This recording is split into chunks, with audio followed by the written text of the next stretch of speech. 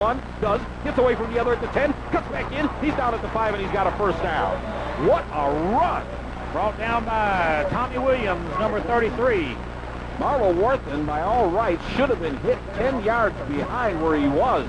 But instead, he's going to have a first and goal. Picks up 8 on the play, first and goal for the Eagles, with the nose of the ball just short of the 5-yard line. 8:42 left to go in the first quarter. As Dawson goes out wide right, Harris here at the bottom of your screen at the left. Snap, handoff, Chad Holmes got inside the 5 to about the 4. Ran into that big number 65, Kevin Jenkins, in the middle. Jenkins tripped him up. And then he got put down very good by number 54, Todd Graham.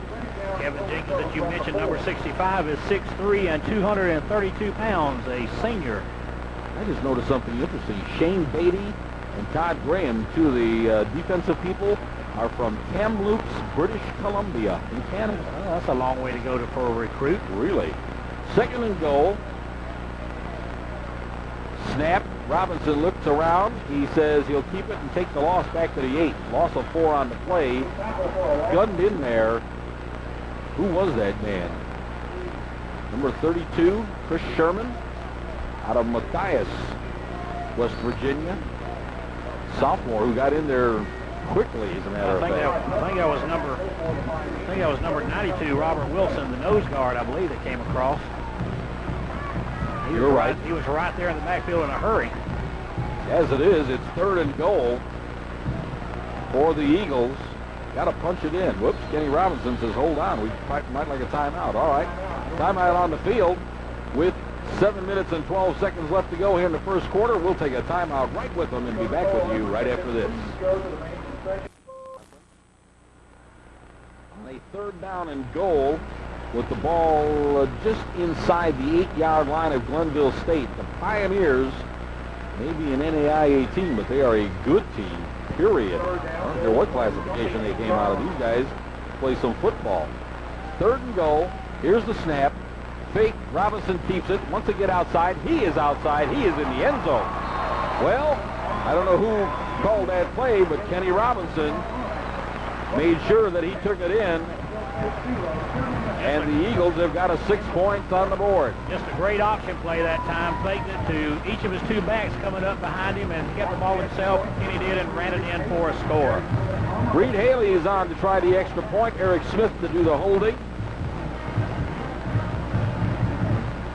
Eagles set. Snap. Down. Up. I think he made it over. He sure did. It's on the porch of the Lupton building. And they come back up the field. The score, the Eagles 7, the Pioneers from Glenville State nothing. Back with you with more right after this. Doing number 8 will take a full 30 on this one also. A full 30. Great. This is what football in Georgia is all about. If you have never come out to a game, well, eat your heart out because this is the final home game. You see Eric Smith getting ready to kick again. He has the wind at his back. And he booms this one. It's going to come down, however. Waterfield, no. George at the 4. Out to the 10, the 15. Tries to get outside at the 20. He does and stepped out of bounds at about the 26-yard line. He made one cut too many. Eric Smith had him boxed on the side anyway. Cal Carter Jr. was the guy that they were talking to, I think, on the opening kickoff. He might have got his bell rung. But he is up and around. Seems to be all right. First and 10, Glenville State. Scott Otis, the quarterback. And if you're just joining us, this guy is 6'5", 235 pounds. 2 wideouts left, 2 to the right, and 1 lone setback. And it is the draw to the setback, and good gracious, he did not get anywhere. He ran right into big Michael Morris, number 91. He might have got a yard on the play. No, as a matter of fact, he lost a yard is what they're saying. Also went on the tackle number 97, Edward Thomas. Well, they were waiting on that one, weren't they? I tell you, it looked like it was diagrammed to him. Derek Bellamy out wide left, Waterfield slot left, Chris George is flank left. And they got people all over the place. And now we break ours and go back. And here's Otis rolling, looking. He throws a quick one out into the flat. and waiting to get hit. I don't see why else he was waiting except to get hit. Well, the entire defensive back core all came up to help make the tackle. I guarantee you it was completed to Waterfield, number 9, but about the time that he caught the ball, he just kind of stood there. He got 3 yards on the play, though. A big mound of blue, though, yes, all over there. The yes. Eagle defense is swarming. Found him very quickly. By 3rd down, let's make it 3rd and 8. They put 4 wideouts now to the right side of the field. Danny Britt sprints back off to this side. Otis takes a snap, rolls right. He looks. He's got a man open. He had it. Chris George had it at the 42-yard line. Paul Carroll, Scott Davis, Marco Bradham, and Danny Britt got there about the same time, and the ball went through his hands. Think he might have heard the footsteps, Fred? Paul Carroll coming off a great game last week. That he just really had a fine day. I think he had about 10 solo tackles last week, and picking right up the pace that he had last weekend on this game today. Back to punt, Brian Fisher. His second punt of the ball game. Dexter Dawson back at about our 35-yard line. And you can bet that everybody is picking out man because the Eagles have been known to block a kick. Fisher's kick is going to come down. Oh, I think it hit Alfonso Harris. Did it? Well, I'm not sure, but they are marking it down. Evidently it didn't. And Chris George picked it up, which means the ball was dead and down right there. High 1st and 10 Eagles at their own 39-yard line. There's part of our crowd today, and we'll be back with more football right after this. Remain here in the first quarter. 7-0 in favor of the Eagles. Snap. Robinson goes back. He's got a man open. He's got a man breaking. Oh, and he overthrew Chris Wright at about the 35-yard line. Unbelievable. Kenny Robinson had a little bit too much air under that one, but he had Chris Wright breaking down the side and couldn't have done it any better than that. Gracious. 2nd down and 10. Well, he works his way back into the huddle. And the wind is really whipping up. Gust caught it. That's what it was. 2nd down and 10. Snap. Robinson keeps it, pitches it. Here comes Marlo Warpin at the 40, the 45, at the 50. He turns it up a notch. Oh, and gets knocked out of bounds at about the 34-yard line. And I'll tell you what, I thought he was going to have a face mask as well, but I did not see a flag. I didn't either. That's what I was waiting to see. 27 yards on the play for Marlo Warpin. Stop made by Carlos Parker as he pushed him out of bounds. But once again, a 1st down. Ball now on the 34-yard line. Brian Prell finally made it. How you doing, guy? Give him that tag over there. So we got 2. Okay. 1st and 10 for the Eagles at the 39 of Glenville State. Snap. Robinson in the route. Here comes Dexter Dawson. He needs a block. He's got Alfonso Harris out there fighting. They got a flag. Dawson's going to go in, but we're going to lose it on a flag. I think they're going to say that Alfonso was holding on the play. That one saw it get thrown. Yeah, that one was pretty obvious. I believe that's going to wind up being the call. We'll wait now and catch it from the referee. Everyone seemingly knowing what's going to happen. No big jubilation on the touchdown. It's being called back. And we're going to take the walk, are we?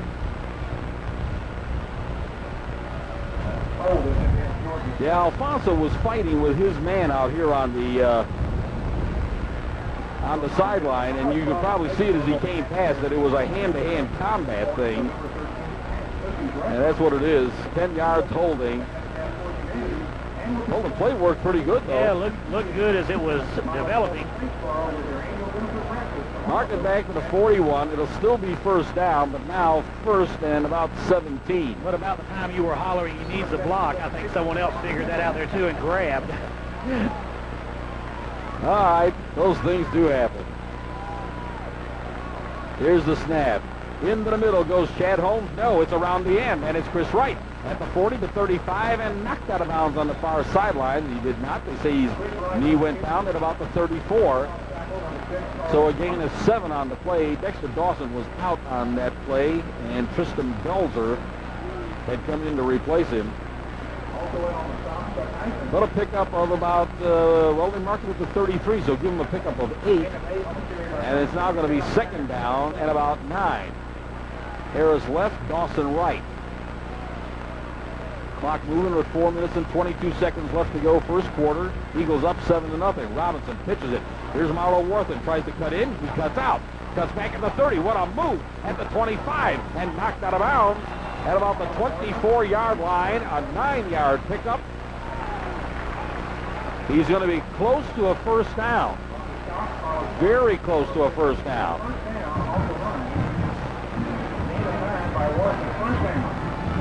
Give him the first down. Well, that's the way to recover from a penalty. Come back and get it all back. Get the first down on the very next play. So it's first and 10 Eagles at the 23. Actually, you got to give him 9 yards on that, and it was enough to move the sticks. 4:09 remaining here in the first quarter. Snap.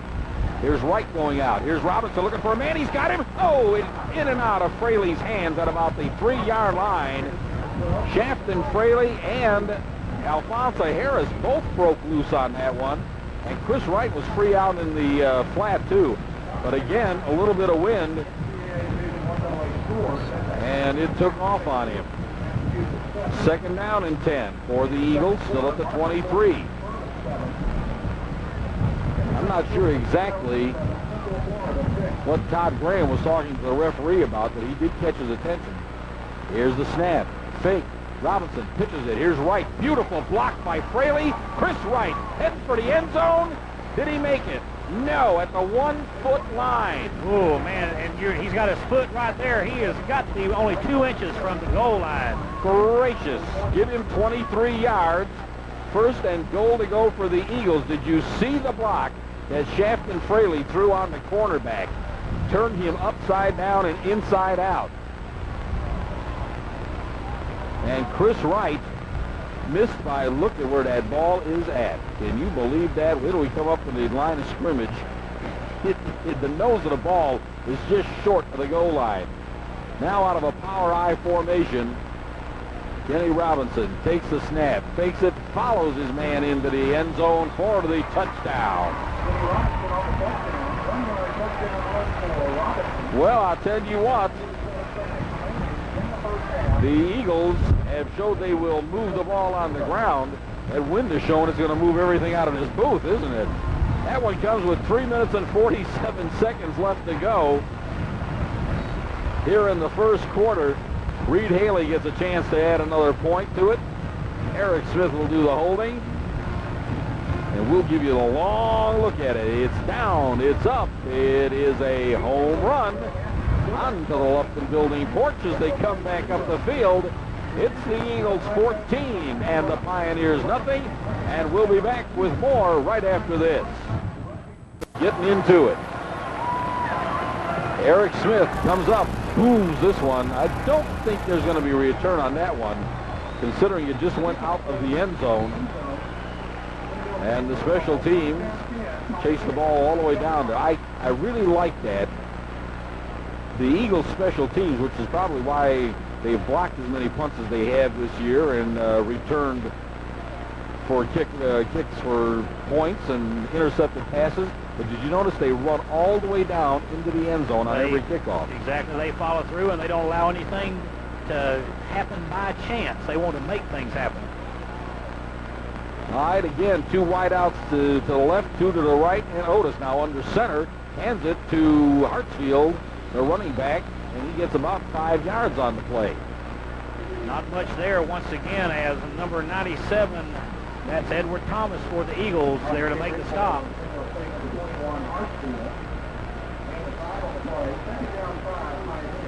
Second and 5, very quickly up to the line of scrimmage. Same formation, same play.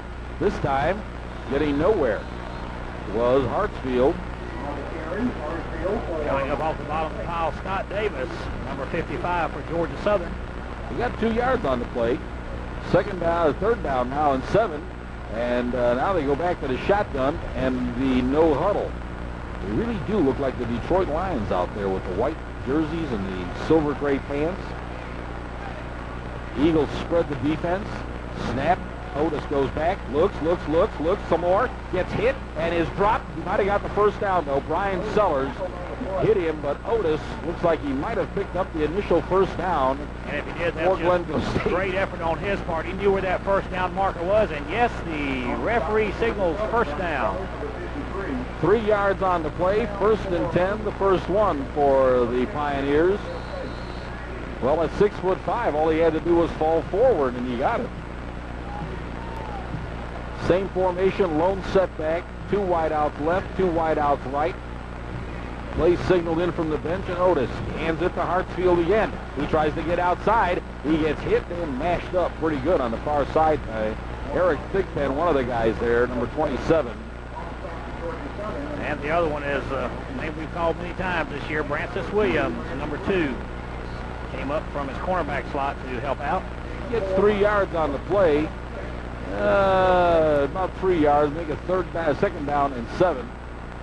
Same thing again. They got Bellamy and George on this side. Now they got a new guy on the other side, Brad Bradley, and big number 88, Walter Wilbin, who usually plays tight end. He's way at the top of the screen. Second down and 7. Hartsfield now switches side, and it's the draw again, trying to get some yardage, and he might have got 3 more yards, but that was about it. They've gone to that same play maybe 3 or 4 times so far this afternoon. They've been 4 on that one, have though. Not had a lot of success, but if they can get 3 or 4 yards of time out of it, they'll probably keep running it. Well, I'll tell you what, though, that's the only running play that we've seen. Well, no, they did do one from under center. High 3rd down and 3. Oh, got a man in motion. He reset. Did he set in time? No, he didn't. Brad Bradley out of Salem, Virginia, took a running start. Unfortunately, this is not Canadian football, so you can't do that. Gee, Dad, come on. Dead ball foul, illegal procedure, 5 yards. Well, it's not me, it's the rule. They made that one up even before I was born. That long ago. All right, still 3rd down, but now instead of 3rd and 3, it's 3rd and about 8. And now Waterfield, who had come in, runs back out. And in is Carlos Farrell out of Miami, Florida, number 2 here at the bottom of your screen. 3 wide receivers to the right. Everybody out this time. 2 to the left. This is one of those, you run out there and I'll throw it to you when you get past the Oldsmobile. Otis goes back, he looks, he fires one way over the head of Chris George, but he had tremendous pressure from the front line, most notably Edward Thomas. So it is a 3rd down play, and after getting a 1st down, it appears that the Pioneers are going to have to punt it away with 42 seconds left to go here in the 1st quarter.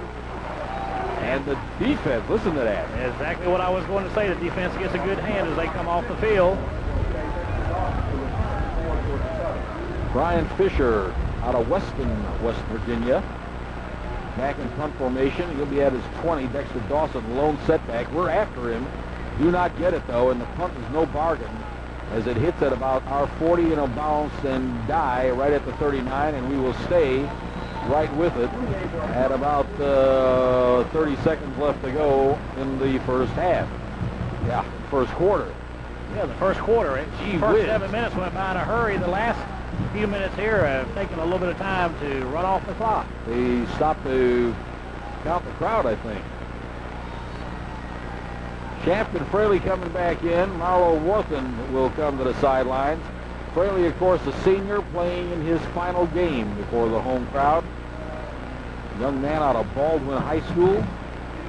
And he was a great athlete while he was there. Snap, handoff. Oh, it moves. It is Stevens at the 50, tripped up. Roderick Russell, rather.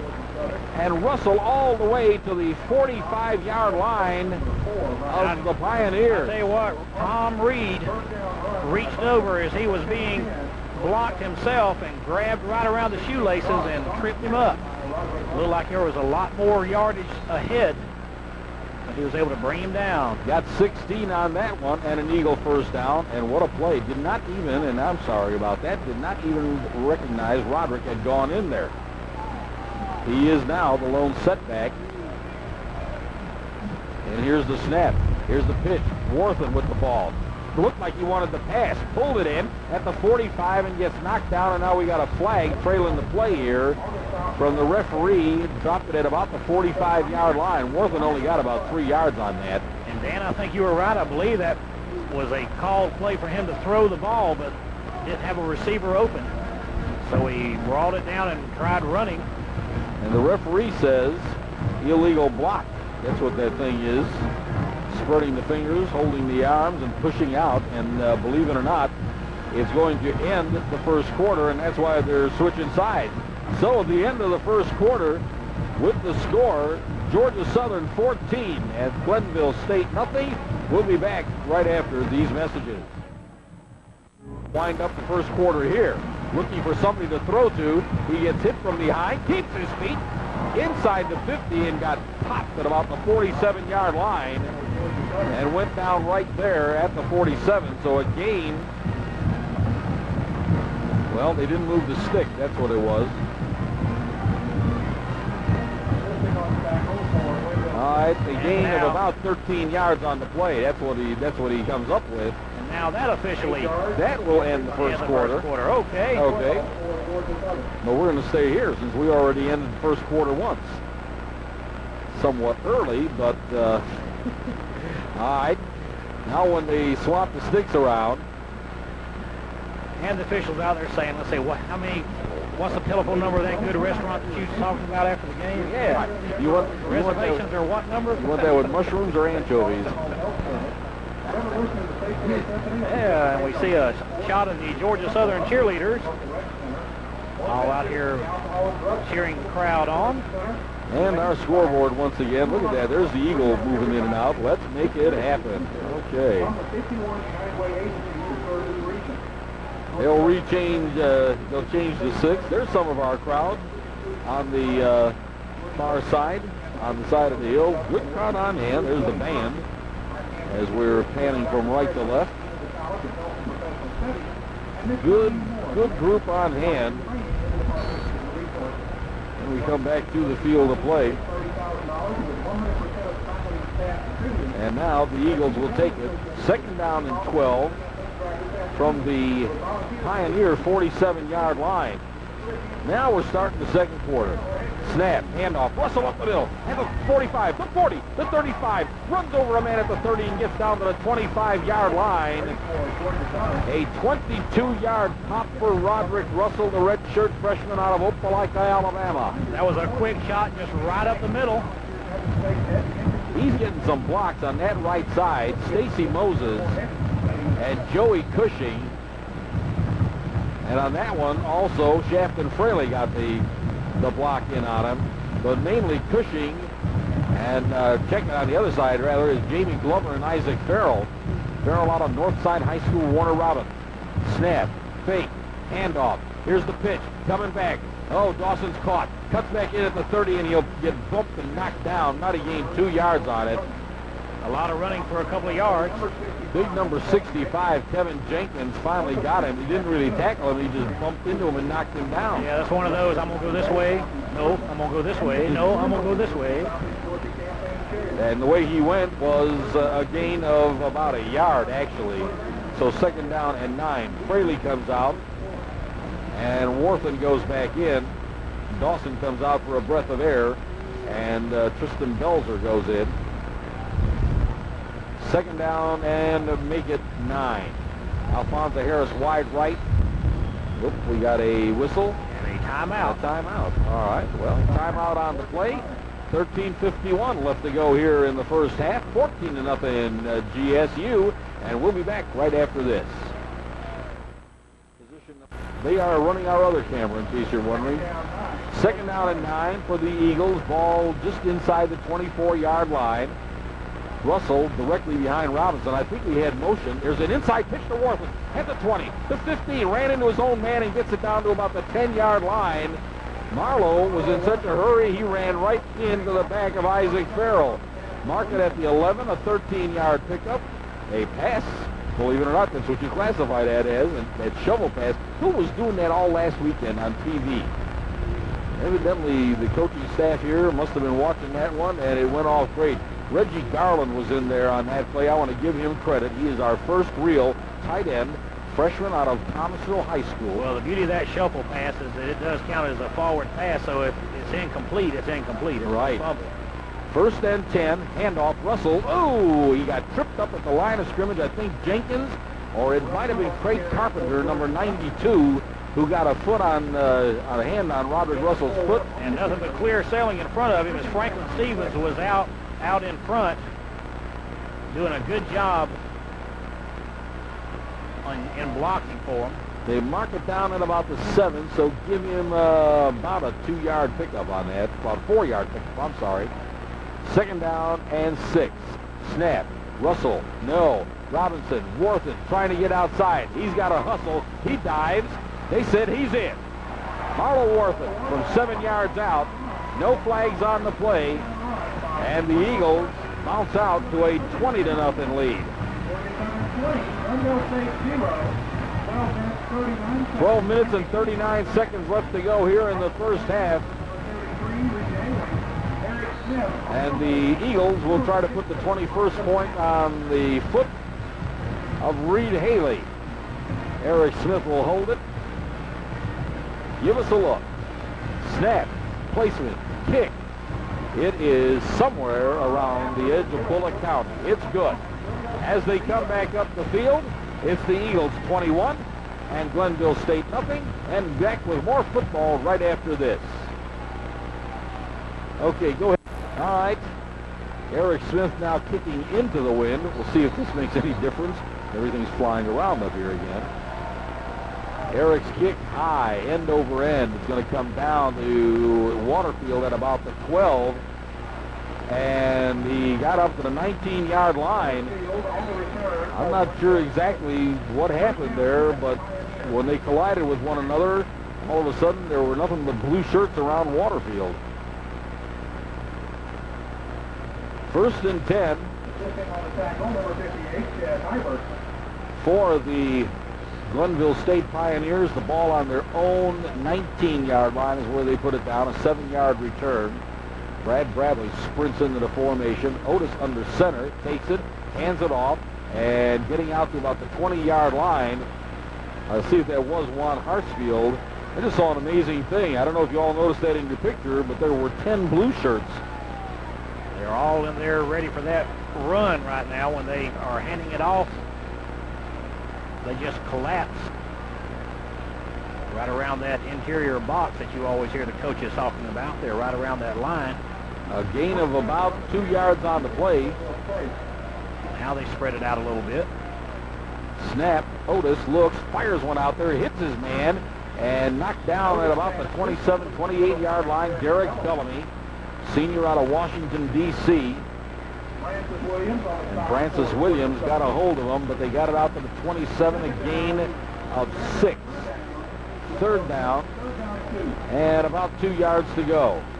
Saw a little bit of that zip on the quarterback's arm that we had heard about coming in to today's game. Frozen rope type on that one. They're signaling the play in again.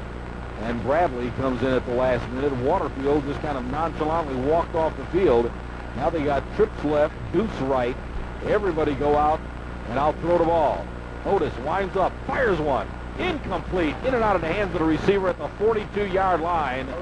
Had too much mustard on that one, and it went down incomplete. It'll be 4th down. Anthony Mosby out of Natchez, Mississippi, the intended receiver.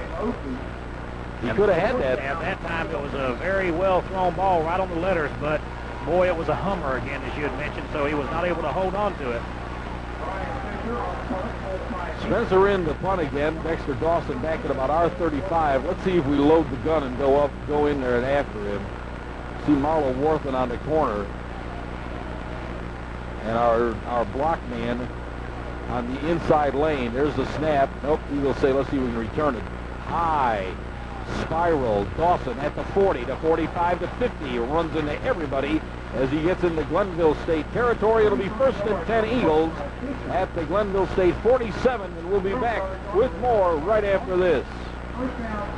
Clayton, Eagles out in front 21-0. Snap. Now Tyrone Stevens is in there, and he gets 2 or 3 yards. He was not scheduled to play, folks. Tyrone coming off of a banged-up knee, but again, he is a senior out of Wayne County High School, Jessup, Georgia. Tony Gibson, number 15, reached up and grabbed him as he crossed the line of scrimmage and brought him down for the Pioneers. He got 2, 2nd and 8. Belzer checks in, and he will go wide left with Alfonso Harris slot left. Ball right at the 45-yard line of Glenville State. Robinson takes the snap, fakes it, pitches it. Here comes Chris Wright at the 45, the 40, runs into a bunch of white shirts. Tom Reed most noticeably. About the time he crossed the 40, got to the 39. Tell you what, Tom Reed is a name who we've called a lot so far in this half. He's been in on a lot of plays. Give him about 7 on that. It's going to be third a little bit more than 1. Got to go just inside the 38, but not quite to the 37. But it's third down. Call it a yard, yard and a half. Dawson checks back in, and Dexter will come down right. Snap. Robinson fakes it, goes back. He wants a pass. He's got pressure. He's going to get hit and drilled at about the 48-yard line, our 48-yard line. 10, 11-yard loss on the play, and it'll bring up our first 4th down situation. I'm not sure who that one was going to be intended for, to tell you the truth. Well, think about it. The offensive line was not able to keep the defense front 4 out that time. But one thing that they were able to do was get into that backfield. We did see that the quarterback, Robinson, boy, he's making some good decisions. Don't throw the ball away.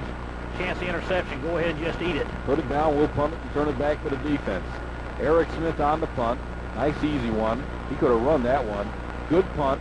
Chris George, came down with it at about the 19-yard line. 33 yards. And it was Richardson, Jonathan Richardson, Glen Academy, who was there and had the duck to get out of Chris George's way so he wouldn't interfere with him. 1st and 10 for the Pioneers at their own 19-yard line. I didn't see him call fair catch for that. Did he call for a fair catch? Evidently so, because Jonathan got out of his way real quick. 9:26 left to go, first half. 21-zip, Eagles out in front of the Pioneers. 2 wide receivers left, 2 wide receivers right. This is getting to be the same old story, isn't it? Otis takes the snap, hands it. Gee, another surprise. They give it to the running back, and Hartsfield got back to the line of scrimmage, might have got a yard, and that was about it.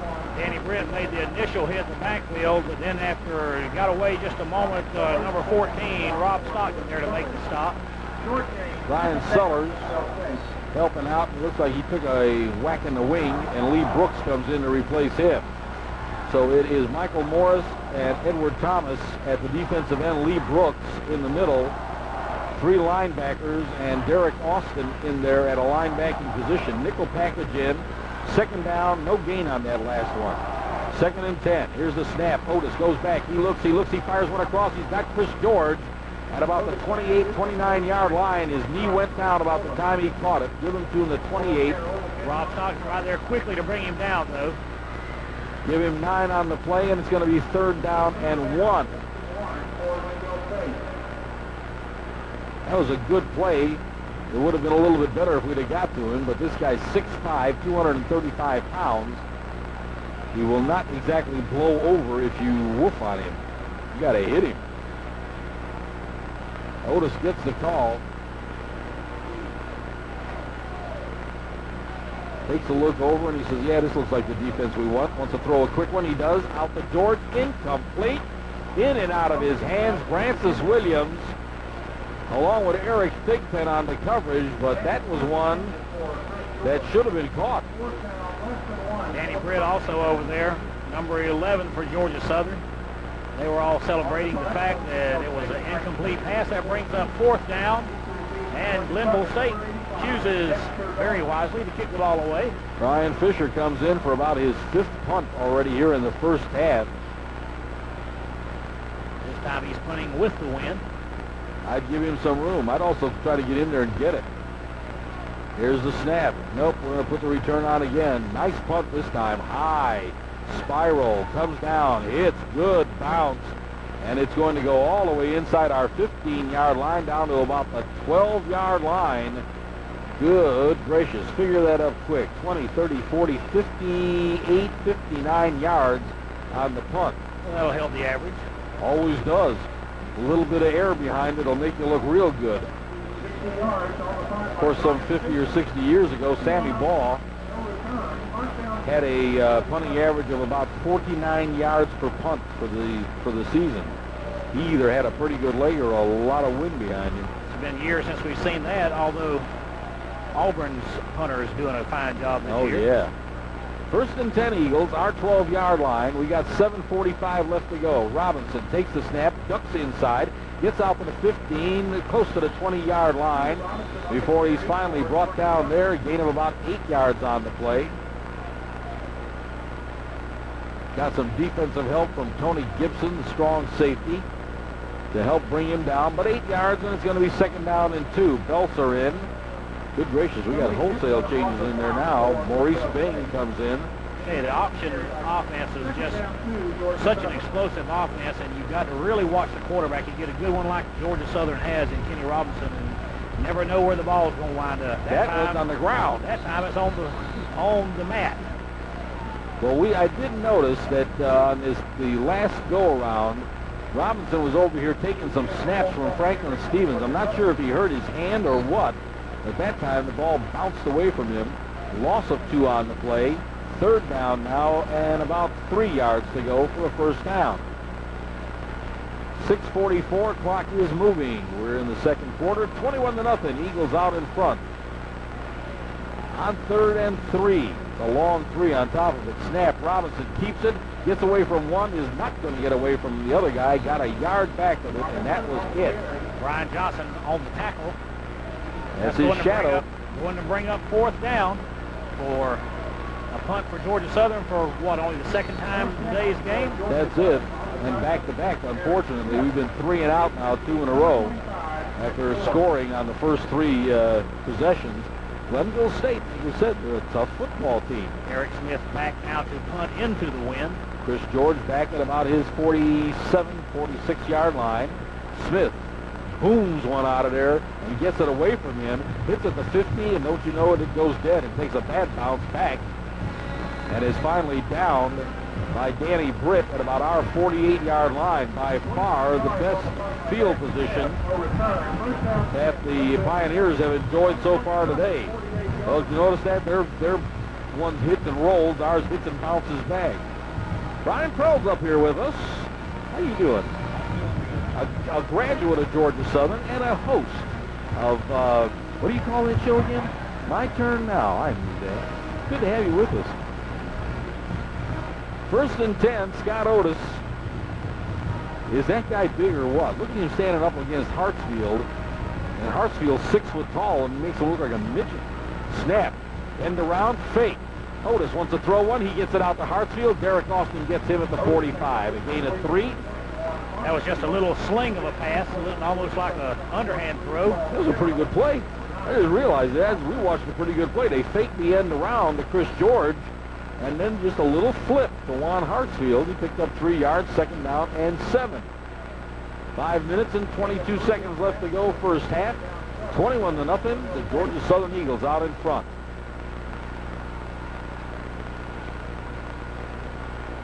Modified formation, 2 left and 2 right. There's the snap, draw, and Hartsfield will get 5, 6, and looks like he's got close to a 1st down. That time that play is a little more successful. They've run it, that's about the 4th or 5th time so far. Paul Carroll on the tackle that time they were able to get into past the original line of scrimmage and get 4 or 5 yards on the play. Well, we got to give him 6 because he's within a foot of a 1st down. Brian Sellers was in there, got a piece of him, and he bounced off of him and made the 6 yards. Otis up under center now. Takes the snap, lays down, and at 6'5", he's got the 1st down. No problem. Not at all. 1st and 10 for the Pioneers. And there's still 4 minutes and 30 seconds left in the half, so they have plenty of time to go down and put some points on the board. Is that their 1st or 2nd or 2nd? Okay. That's right, they got one before that. So it's the 2nd first down. Yeah, you're right. With 4 1/4 left on the board, and the way this guy throws. All right, deuce left, deuce right with a wing to the left is Hartsfield. Here's the snap. Otis rolls to the left. He looks, he wants to throw. He gets one across the middle, incomplete. In and out of the hands of Chris Jordan.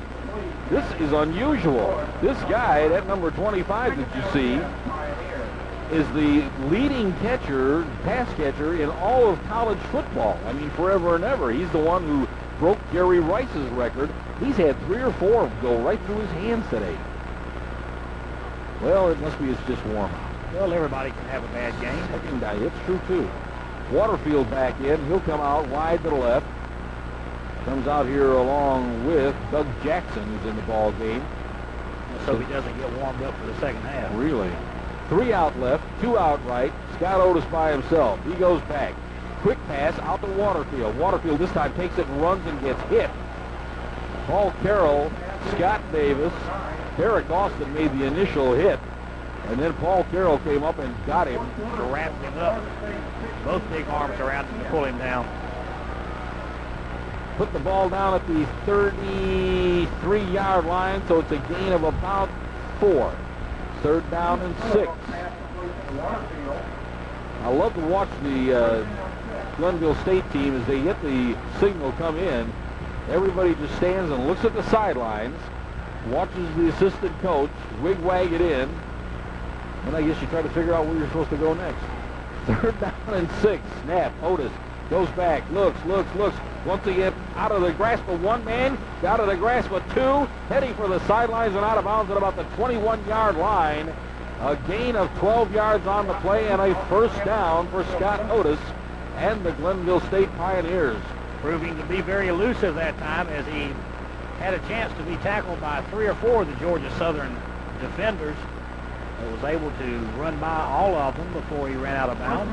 Well, as we said, with his size and his weight, this guy can move it. And he did it for a 1st down. Pioneers in good shape, 3 minutes and 14 seconds. All 3 of their timeouts still left. 21-0 in favor of the Eagles, but the Pioneers are definitely threatening. Gee, it's a lot warmer today than it was last night, wasn't it? Here's a snap. Inside handoff again. Hartsfield with the ball. Danny Britt on the tackle at about the 15-yard line. Also Scott Davis. But a gain on the play of about 6 yards. 2nd down and 4. And the running game coming alive a little bit for the Pioneers now on this drive as they have been able to run and pick up 3, 4, and 5 yards sometime at a time. We're going to do our trivia questions in the second half. And remember, first 2 correct callers will get a couple of tickets to Zoo Atlanta. And it's a nice time of year to go up to Zoo Atlanta, too. Good Saturday afternoon, nice crisp, and a lot of neat things to see up there, too. Snap. Otis looks, fires one. He's got his man. A one-handed catch by Juan Hartsfield at the 9-yard line, and he's got enough for the 1st down, a pickup of 6. That was a beautiful catch. He just reached out and grabbed it like he was playing center field in baseball, trying to get one over the fence. He just reached out, got it with his fingertips, and pulled it in. And unlike the frozen rope that he had been throwing before, Otis just kind of feathered that one in there, and it was enough for a 1st down. D.T. Tanner comes back into the ball game, number 47, the freshman out of McNair High School. 1st and goal to go. Otis looks it over, takes the snap. He wants to run it right up the middle. I thought I saw that one coming. And the big guy gets inside the 5-yard line. Finally hit on the play, making first contact back there. And we've got a Pioneer who's down. One of their linemen, one of the big guys. Looks like number 78 for them, and that is Sean Robinson. You're right, he is one of their offensive linemen. 6'2", 300 pounds. I would say that he is one of the big guys, and he's having a right knee problem. Well, I'll tell you what, we do need a timeout here to go along with it. While there is a timeout on the field, with 2 minutes and 11 seconds left to go here in the 1st half, and the Eagles out in front, 21-0. We'll be back with you right after this. Of course, we need 3 or 4 of them. But Second and goal from the 3. Man in motion is George. Here's the snap. Otis looking, fires it into the end zone on his knees. Touchdown. A frozen rope that time. Got him a couple of points on the reception. Number 83, Doug Jackson. Nice pass. Well, we mentioned that Glenville State came into the game with an 8-1 record so far on the year. They're not going to roll over. They play in a lower classification, lower division than Georgia Southern does. But as we mentioned earlier, West Georgia played in the lower classification too, and they came in here and handed it to us earlier in the year. We don't want to talk about that. Bobby Buffington on the point after. It's up. It is good. As they come back up the field, it is now the Eagles 21 and the Pioneers 7. Back with you right after this. Okay, now you play that number, and it's a low bouncer. They were not going to take any chances. Right at the 15 to the 20 to 25, gets away from one and gets out to the 30-yard line before he is hit and knocked down by Jason Fisher, number 82. About 15 yards, first and 10 Eagles at our own 30-yard line. Hope you have got a good shot. We've shown you the scoreboard a couple of times, but that is really an impressive sight. Of course, this is, as they announce it, the prettiest little stadium in the state of Georgia. And we're really going to have a colorful halftime because today, in addition to being Parents' Day, it's Band Day. Yeah. First and 10 day. Robinson. He's got Worthen wide open down the middle. He's got him at the 50, at the 45, hit from behind at the 40, and he's knocked down at about the 38-yard line. Marlo Worthen and Kenny Robinson getting together, let's see, 19-29, about 32 yards on that pass play. He was finally brought down by number 4, Brian Johnson, but it's a good thing Brian was there because that was a perfectly thrown pass. Looked like it had touchdown on it for a while. Had him wide open and good yardage on the play. Chad Holmes back in there at fullback. He does not get the call. Kenny Robinson pitches it out the right at the 35 to 30. Jukes his man at the 25 and knocked down by Tom Reed at about the 25-yard line. 12 yards for Chris Wright and another Eagle first down. Not a bad effort. 45 yards in a matter of 2 plays. Well, we've got 1:18 left with the Eagles with only 1 timeout left. See what they can do in these closing seconds.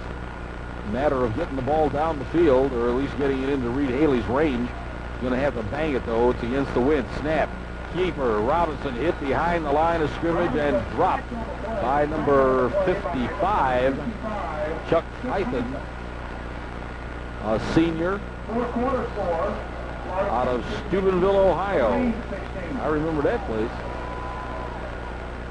49 seconds now and the clock is running. Chris Wright comes out of the ball game. And it was Shafton Fraley who went in his place. Second down, a loss on the play of 5. Robinson pitches it back. Fraley, who can throw it, lofts it down. Taken by Dawson. Knocked out of bounds at about the 23-yard line. The only question on that one was whether it was going to be inbounds when he caught it or not. And they do rule that he was inbounds. A pickup on the play. Let's see where they finally put the thing down. Down at the 21-yard line. All right, so he got a couple of yards on that one, and it's going to be 3rd down. And right at 6 yards, 7 yards to go. Robinson into the middle. It's Holmes inside the 10 to the 5-yard line. Chad Holmes off the left side. A 16-yard run down to the 5-yard line. First and goal to go. And Holmes comes up a little bit gimpy. Roderick Russell was going in. He's not going to be able to get in time, though. First and goal to go. 23 seconds left to go in the first half. Now I want to reverse it. And very wisely, Kenny Robinson just downs the ball so we can get Roderick Russell in and Chad Holmes out. Chad came up limping and gimping on that one. And that also preserves the timeout that we do have left so that if we do get a chance and can't punch it in, that we can go for the field goal. 19 seconds left to go in the first half. 21-7. Eagles out in front and threatening. Definitely need to add one. Robinson snap. Russell takes it, got turned upside down as he got inside the 5 to the 4, and now we'll take that final timeout. We'll keep it right here, however. About a yard on the play for Roderick Russell. Our fullbacks have run very well. There's the scoreboard, and the Scruton Eagle up at the top, showing you 14 seconds left to go. And, of course, the matrix board says timeout. But, of course. Well, I don't know, Coach Hester. What do you think? Well, we're ahead 21-7. I'm kind of one of those, I hate to gamble, so I believe I'd go ahead and come in and let's go for that field goal, put those 3 points, those 3 what we would hope would be sure points on the board. Yeah, I'd go along with you. But it's just 3rd down right now. Yeah, that's one of the things. We could try something and then quickly try to get someone in there to kick the field goal, but you don't know whether you have enough time to do it with only 14 seconds up there. Well, in something like this, I'd almost say let's go for the pass. Hell yeah. Put in Reggie Garland, the big tight end, 6'3", 222. He's big enough. Coach Towers really has been high on him this year. Oh, yes. Our meeting at Media Day as the season was a month or so away from beginning. And can you believe it? Very happy with having a real pure tight end with Georgia Southern. Harris out wide right, Dawson in the slot to the right, and now here's Chris Wright coming right. Robinson looking. He says he might get it. He can't. He gets knocked down at about the 3-yard line, and that is going to cost us because there's no way. It was not first down. It's 4th down, and we got a flag. 2 flags. Laundry all over the place. What happened here? The kicking team is going out with 1 second left to go. Dead ball foul, personal foul. Oh, well, that's one way to stop the clock. Get a personal foul called against you. Now, wait a minute, because if it's accepted, it's 15 yards back. And the clock stopped with 1 second to go. If they decline it, it's first down. No, that was 3rd down. This would be 4th down. They've either got to take the penalty or give up a field goal, one or the other. Yeah, that's the alternative. It's a 15-yard penalty. Moves the ball all the way back out to the 16-yard line, 17, 18-yard line. Eric Smith will put it down at the 25. As soon as he marks it ready for play, you got to snap the ball. There it is, snap the ball. Here's the kick. It is up. It is long enough. It is floating. It is good. Well, there's the way to end the first half. And the coaches for Glenville State are having a fit. They said the time should have elapsed. It did not. Reed Haley, a 35-yard field goal with triple zeros on the board to make it 24-7 at halftime. Don't ask me. I just got here. That is the head coach for Glenville State, and he is not too happy, sports fans. He just threw a flag on himself. Anyway, the halftime score, the Eagles from Georgia Southern 24, the Pioneers of Glenville State 7, and we'll be back with halftime right after this.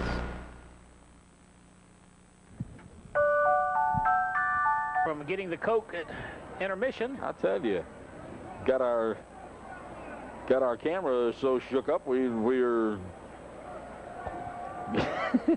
we're getting one of those strafing runs again. Eagles out in front 31-7. A minute and 17 seconds was all it took.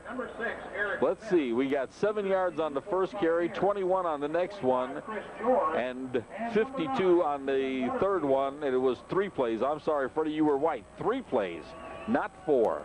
Goodness gracious, what a way to go. Eric Smith will be kicking off, and he's kicking into the wind this one. Booms it anyway. Wow, fades off to the right, comes down at about the 4 to Chris George. To the 10, to 15, to 20. Trying to get outside. He does, and Eric Smith pops him out of bounds. Somewhere around the 34-yard line is where they're going to mark it down. 30 yards on the return for George. A 30-yard return, and it'll be 1st and 10 as Glenville State finally gets a chance. Chris George is 1st in the nation as far as receiving goes. Receiving yardage, he's 2nd in the nation, 3rd in punt returns, 4th in all-purpose yardage and 20th in kickoff returns. Not bad. This guy can go some. Scott Otis still in there at quarterback. Looks it over, makes the call, and now Stockton drops off. And here's the snap, and it is a fake, and he wants to roll to the right. He finds a man out here, complete, and hit Chris George, and Marco Bradham put him down about the time he caught the ball. Still got 9, maybe 10 yards. Let's see where they give it to him. It's going to be real close to a first down. Chris George, not a particularly big guy, as a matter of fact. He's a 6-footer, 180 pounds. And the referee now says, let's take a look at this. And Jim Jackson will take the time on himself and call the chains in from all the way across the field. And here they come. Number 1 ranked Youngstown State 28, Massachusetts 7 in the 4th quarter. And we will watch it with you as they stretch it out. Can't get much better of a shot than that, and they do have it, so give him 10 yards on the reception and a 1st and 10 for the Pioneers. 11 minutes remaining in the 3rd quarter. Scott Otis out of Southington, Connecticut. Chris George from Clarksburg, West Virginia. And I'm sure that Monday when I see Sam Satterfield over at Strother Harris, he'll be able to tell me exactly where all these places are. 1st and 10 at the 44-yard line for the Pioneers. Snap. Otis, delayed handoff, trying the middle. Juan Hartsfield, and I think he might have gotten a yard, maybe 2 on the play. The defensive line and the offensive line just standing it up and slugging it out there at the line of scrimmage. And they move the sticks about 2, make it 2nd down and 8. Well, the defensive line is a few pounds lighter than the offensive line, but they're not giving away anything. Snap. Otis goes, looks, getting chased, fires one way downfield, complete to Chris George at about the 31-yard line. Is complete to Chris George. And about 19 and right at 28 yards on that play. 1st and 10 for Glenville State at our 31-yard line. Drilled that thing right in there. You couldn't have asked for anything better. Play being signaled in from the sidelines, and it'll leave him about 10 seconds to get the play off. I think I called it the shot clock. I meant the play clock back in the 1st quarter. Takes the snap, rolls, looks, fires one out. It is complete on the far sideline to number 5, Brad Bradley, the junior out of Salem, Virginia. He fell out of bounds at the 25, a gain of 6. It's going to be 2nd down and 4. Again, the no huddle. And the coaches signaling in the plays, and I imagine, I take it for granted that that is the head coach, Rich Rodriguez. Looks like him. 2nd down and 4. Snap. Otis looks, throws one out quick to Chris George. He's got good blocking on this side. He gets inside the 20 and up for the 1st down. Rob Stockton puts him down along with Paul Carroll, but not before he picks up about 6-7 yards. Give him 6. And another 1st down for the Pioneers now at the Eagle 18-yard line. That was a well-conceived play, and there was good blocking, and that enabled him to get enough for the 1st down. Trips to the right, Deuce to the left. He's got 3 wide receivers to the right, 2 wide receivers to the left, including their big tight end. Snap. Looking. Now he wants to run. He steps up. He fires one out. Hartsfield can't handle it. Francis Williams got there about a step behind the ball. It went in and out of Hartsfield's hands, and Francis made sure that he did not get a chance to get a handle on it. 2nd down and 10. 2nd and 10 as they'll come up now, and once again, we're going to watch too. I'm going to start watching what the coach is wigwagging in there. He might be making nasty signals. Second down and 10. 3 to the right, 2 to the left again. 5-man front line, and it is a huge one. And Otis on a quarterback draw is inside the 15 down to the 10, close to a first down. Good call because everybody's going back in pass coverage and the quarterback as the lone running back. And in case you missed it, we'll hit you with it one more time. At 6'3", 235 pounds. He got 8 yards on the play. It's going to be third down and about 2 for the Pioneers at the 10-yard line. We have got 10 minutes and 40 seconds left to go in the third quarter. 31-7 in favor of the Eagles, but Glenville State is driving again. Snap, Otis, Paul Carroll chasing him, hitting, a fumble. It's picked off in midair by Michael Morris, and it's our ball. Paul Carroll really upset the apple cart on that one as he roared in and stripped the ball out of Scott Otis's hands. Michael Morris picked it out of the air, and it's 1st and 10 Eagles. That's one way to end a threat. Another great play by Paul Carroll, who's just had himself a very fine senior season. As a matter of fact, leading the Eagles in tackles this year. Came into the game with a total of 109, 1.5 sacks. I guess you can do that. That's the third time he's caused a fumble. Eagles ball, 1st and 10. Here's the snap, handoff, check it, pitch out. Shafton Fraley hitting the corner, gets away from one, won't get away from the other, and got drilled at the same time. He'll be lucky if he got back to the line of scrimmage that time. That was a pretty play by Paul Carroll. Just stripped the ball away from the quarterback. Well, that's one way to stop him from throwing the thing. You just get in there and get him. Got back to the line of scrimmage. Can't give him anything on that one. It's going to be 2nd down and 10.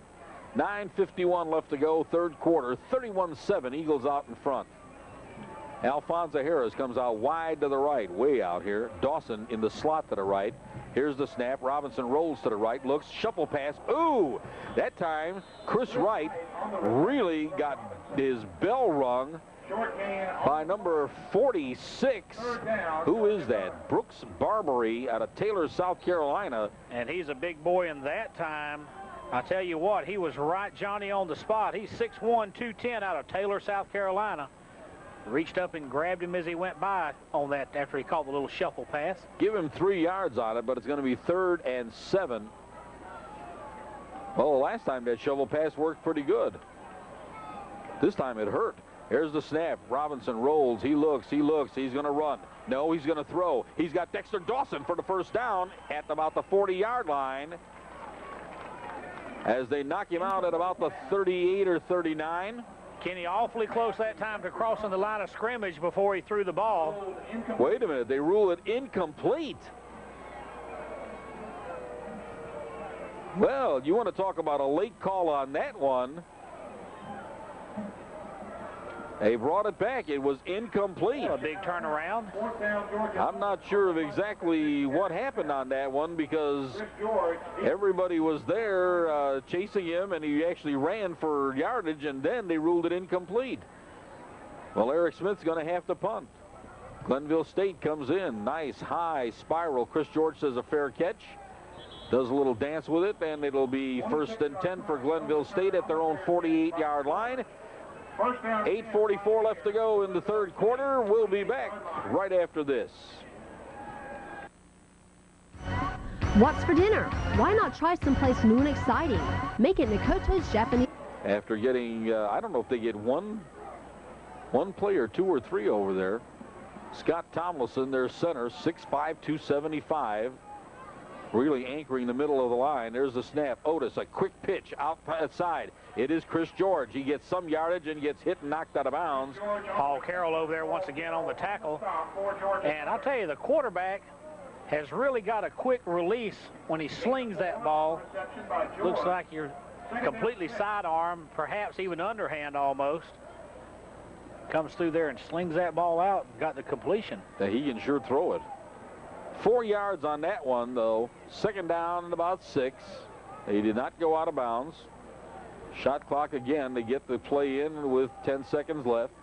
Hartsfield is the setback there on the right-hand side. Here's the snap. He breaks and goes out. Here's Otis. He's going to run, and he is hit At about the time he got past the line of scrimmage, Thomas Plant out of Macon County High School, junior, gained to the 46, give him about 2, make it 3rd down and 4. I know that play was designed to go for a lot more, but Thomas Plant, all 6'1", 262 of them, said no, didn't think so.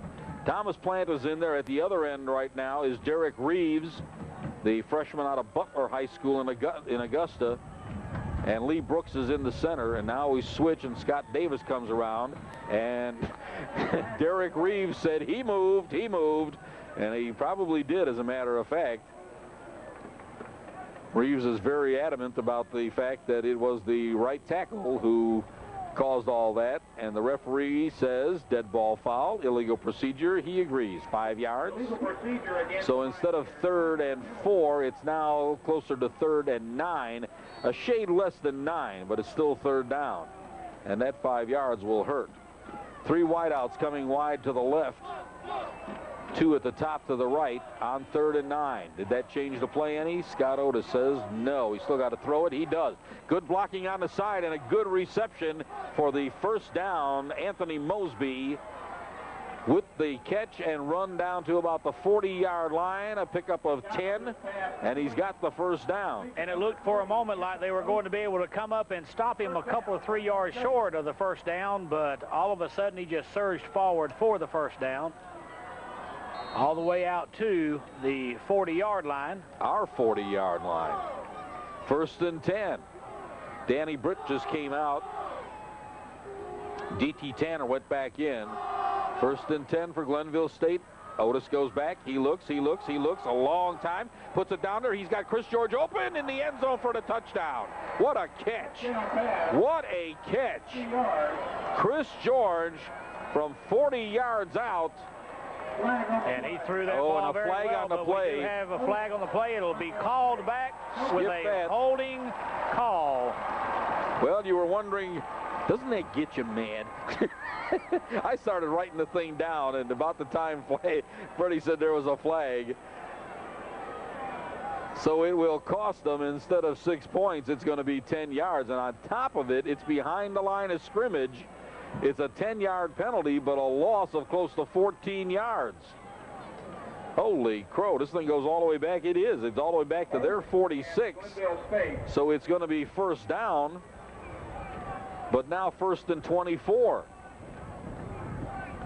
Meanwhile, here comes the wind whipping through the box. We've been blown away here. Well, that was a big turnaround at that point, just as Paul Carroll in the last series, when he stripped the ball away from the quarterback as they looked like they were going for a score. Game would be much different. Actually, here's the snap. Otis looking, wants to fire one way downfield. He's got a man open. He's got him again, and it's going to be a touchdown anyway. Mosby on the reception. Well, if you can't do it one time, do it twice, right? 54 yards this time. Using the wind to his advantage, Otis threw it and aired it out. 6 minutes, 32 seconds. Makes the score 31-13 as they line up to go for the extra point.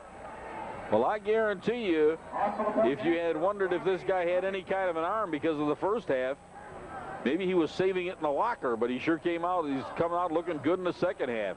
Buffington for the extra point.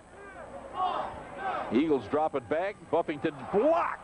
Oh, and it went through the hands of one of our defenders, Andra Rogers. And they're still saying who's going to get the ball down there. And we'll have to wait for a signal, because if it's recovered, it's good. Rogers was trying to pick it off and run with it. Would have been an interesting run back for a point after touchdown. We still have no signal. The signal is no good. All right. With 6 minutes and 32 seconds left to go in the 3rd quarter, the score, it's right there. The Eagles 31, the Pioneers 13. Back with you right after this. Halston Stadium, I'm Dan Jaskula. Fred Hester here with me, my lovely wife Margaret, who had to do a little erasing and then put it back on again. That's why they call it statistics. Up on the roof, David Wood, along with Daniel Wright, our nephew, and Carrie Hester, Fred's daughter. number 12. And Brian Prell back here with us. You didn't lead any cheers, though, huh? No, okay. They're doing a pretty good job. Yeah, they seem to be doing a fairly decent job. Buffington will do the kicking off. Back deep for us, Marlo Worthen and Chris Wright. 31-13. It's still a ball game, folks. Or what did Yogi used to say? It ain't over till it's over.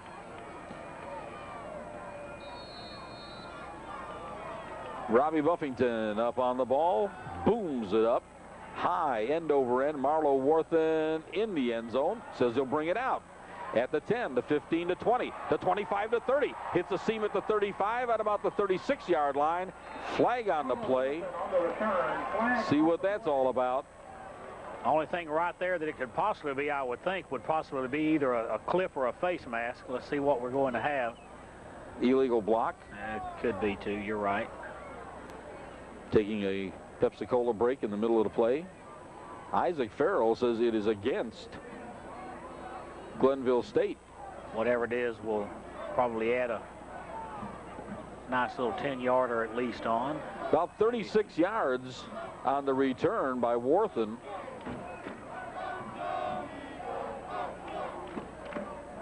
Still no signal. Oh, there it is. Okay. And you were right. Yep. Shoving, pushing, and doing other nasty things. So, mark it off for about 10 yards. Tack on 10 more. First and 10 Eagles at our 47-yard line. Oops, the referee just got turned around. Yep. Did you see that? Yep. Say first down that way, Yeah, that he way, says, that "Whoops, way. the Okay. other way, the other way. First and 10 for the Eagles. Roderick Russell in there at fullback now. Here's the snap. An inside handoff to Worthen at the 50. Cuts out at the 40. Needs a block. He's not going to get it. He gets knocked down at the 41-yard line. Beautiful play. Though the A-back coming back in. That's an old wing-back reverse, inside reverse. And he picked up, let's see, about 13 yards on the play. And Reggie Cash ran him all the way from right around the middle linebacker slot over to the sideline to make the stop. But we do have first down for the Eagles. And Marlowe has to come out to get his helmet cleaned up. Shaft and Fraley in. Snap. Fake. Here's a pitch. Here's Chris Wright. Hits the corner at the 40. The 35 down to about the 30-yard line. Going to be close to another first down. Oops. Flag on the play. Number 55, Chuck Hythen. And Hythen was the guy who made the stop for the Pioneers. But what is the laundry all about? Well, we did a high school game here a week or so ago that we just had flag after flag after flag. I hope that's not what's developing here. Holding against the Eagles, as you saw it. And we'll give back all that yardage that we had a moment ago on the penalty. Got 10, but let's see where the penalty took place. Because if it's down here, it may still be first and 10. We don't lose a thing out of this. All right. Umpire marks it off. Guess what? Yeah. Takes it back to very close to the original line of scrimmage. So it's a 10-yard gain, a 10-yard penalty, and it's first down. And 10 yards to go. There's something mathematical about that. And this time the referee gives us the right the right wave. Okay. All right. Still in the same part. Fraley in motion, comes back. Here's Robinson with the ball at the 35, cuts at the 30, looks behind him at the 20 to the 15, down to about the 13, 14-yard line. A 24-yard run, 27-yard run, make it. Tommy Williams. Great job that time by Kenny Robinson running for daylight. He just sat and saw where the open field was ahead of him and was able to get a real good gain all the way down inside the 20-yard line. Alfonso Harris with a good block out in front of him. Shafton Fraley with a good block out in front of him. Mark it at the 14, first down and 10. Chris Wright comes out, Marlo Worthen back in. It's Worthen and Fraley now at the running backs. Snap, fake, handoff, Roderick Russell up the middle into the end zone. Almost couldn't get it out fast enough. That's how quick it happened. From 14 yards out, Roderick Russell, he makes it look like a hot knife going through cold butter, folks. 12 seconds remaining in the third quarter. 5:12 left to go. So a minute and 20 seconds after the 54-yard touchdown pass On the hole, Eric Smith. from On the snap, Stewart Dixon. Glenville State, we answer back and put another 6 on the boards. Reed Haley attempting to add number 38, pops it through there just like nothing happened. As they come back up the field, it is the Eagles 38, Glenville State 13. Back with you in 30 seconds.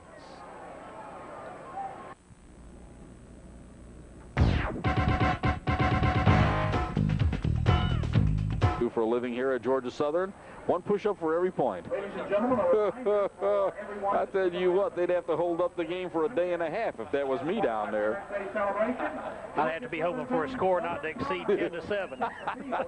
3-0. Take a field goal and let's go home. Safety is fine. Oh, gracious. Eric Smith will get to try his talented leg out again. He is a senior, incidentally, folks. This is his last home game. They honored all the seniors. Hey, should we try a trivia question? Why not? Write this down. Here's our phone number, 746-6464. If you get the right answer, you get a couple of tickets. Well, right after this, Eric booms this one against the wind. Chris George, 1 yard deep in the end zone. At the 5 to 10, cuts it up at the 15. They got a flag behind him. It's going to come back anyway. Hit it about the 26-yard line, but there is a flag. Jonathan Richardson is pointing. He says, it was me. They clipped me. All right, if you know the question to this, legendary coach time, as a matter of fact, we want the name, first name, and, oh, we got 2 flags on here. No, wait a minute. No, we need the answer, not the question. Oh. We're not playing Jeopardy. Okay. No, oh, that's okay, right. Okay, We want the answer. Well, anyway. Okay. I want the first name and the nickname of the legendary coach of the Crimson Tide. It's an easy one, but you got to be one of the first 2 callers. If you're outside the viewing area code 912-746-6464. Let's see. Oh, Yes, Joe yes. Joe Willie Namath. That's him? Oh, oh no, that wasn't him. No, Okay. it's close though, close. All right, it was sorted all out, and our referee says offside against the Eagles, illegal block against the Pioneers, and it gets wiped out, and that's D.T. Tanner down on the ground there. Offsetting penalty. Out of McNair High School in Atlanta. And he's looking like, at the very least, he got the breath knocked out of him pretty well over there. Well, they're getting him up. Well, they're trying to get him up. We will re-kick this thing then. And Tanner is up. A little gimpy. Other seniors on the squad who were honored today: Joe Dupree from up our way, Macon Southwest. Eric Smith. Charles Bostic would have been a senior. I'm not sure what his status is. Danny Britt's going to be gone. Shafton Fraley. Chris Wade out of Newton County. Chris Wright from Lowndes County, playing in his last home game. Reed Haley, the talented leg. Tyrone Stevens, Georgia Southern to kick off the game. who, as I said, been hurt, but he is in the game. Paul Carroll, our buddy from Hardaway. Joey Cushing is a senior. Brian Sellers is a senior. Scott Davis, Franklin Stevens, Charlie Burt. Ooh, it's a long list. Jermaine Howard. Also deep to receive, number 9. Isaac Farrell from Northside High School in Warner Robins. Michael Morris will be going away. J.T. Prophet's a senior, too. And, of course, J.T. just came to us as a transfer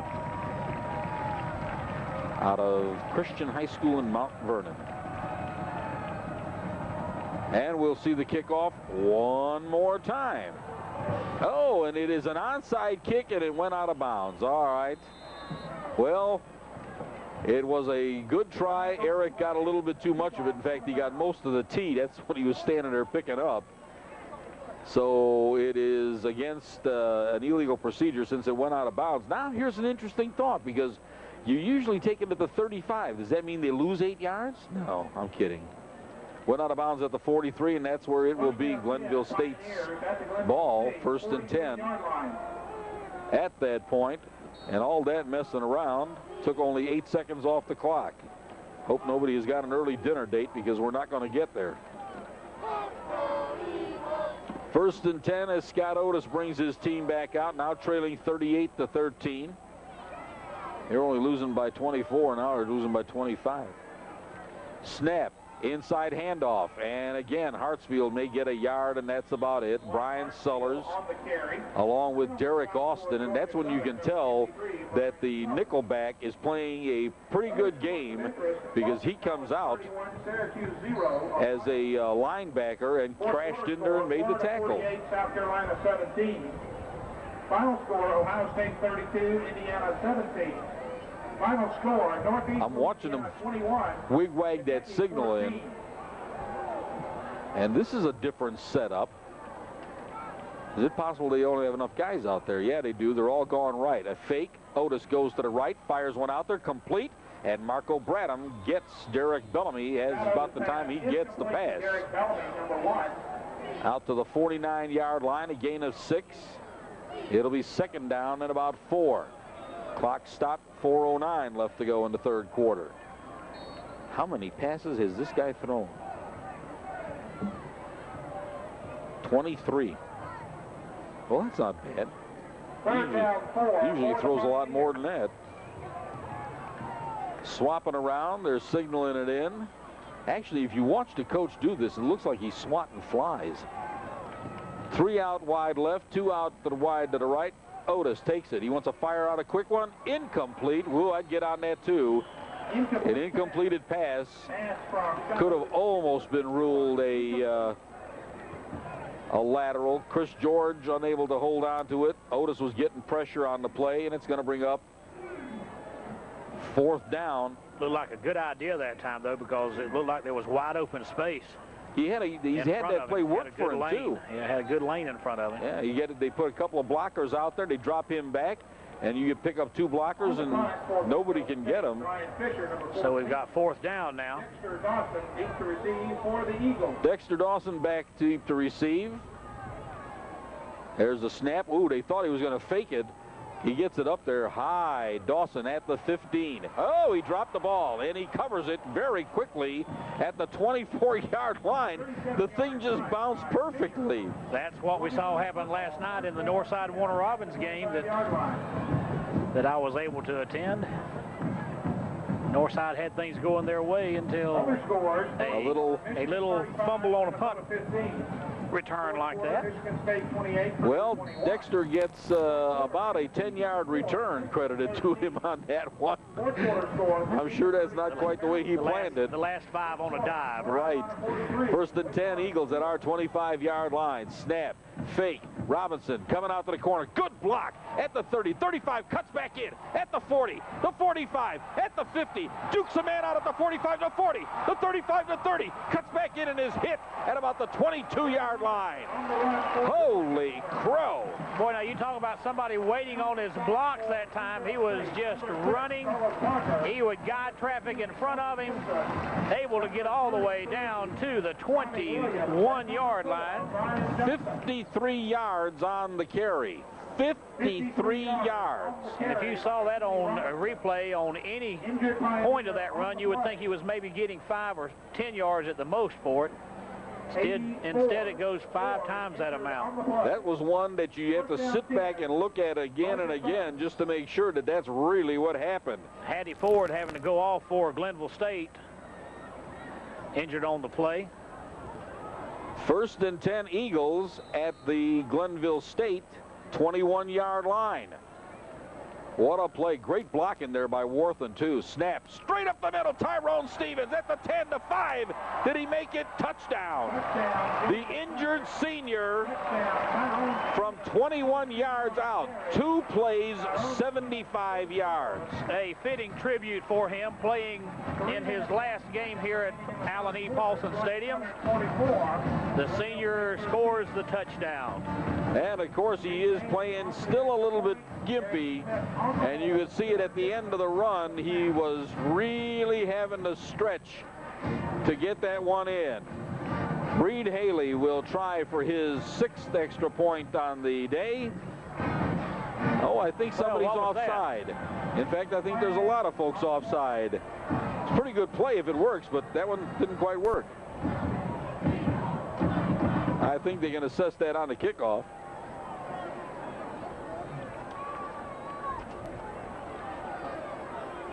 That's it if it's against Glenville State. Better not count that one in the hen house until we see what happened. Dead ball foul. Yeah, it's offside against Glenville State. Well, that was a pretty easy call to make, wasn't it? Yeah, except the umpire is picking the ball up and walking against us. Okay. Now he's going to turn and go the right way. All right. Half the distance to the goal, about 1.5 yards on the penalty. That's big Reggie Garland, number 88 there in your picture.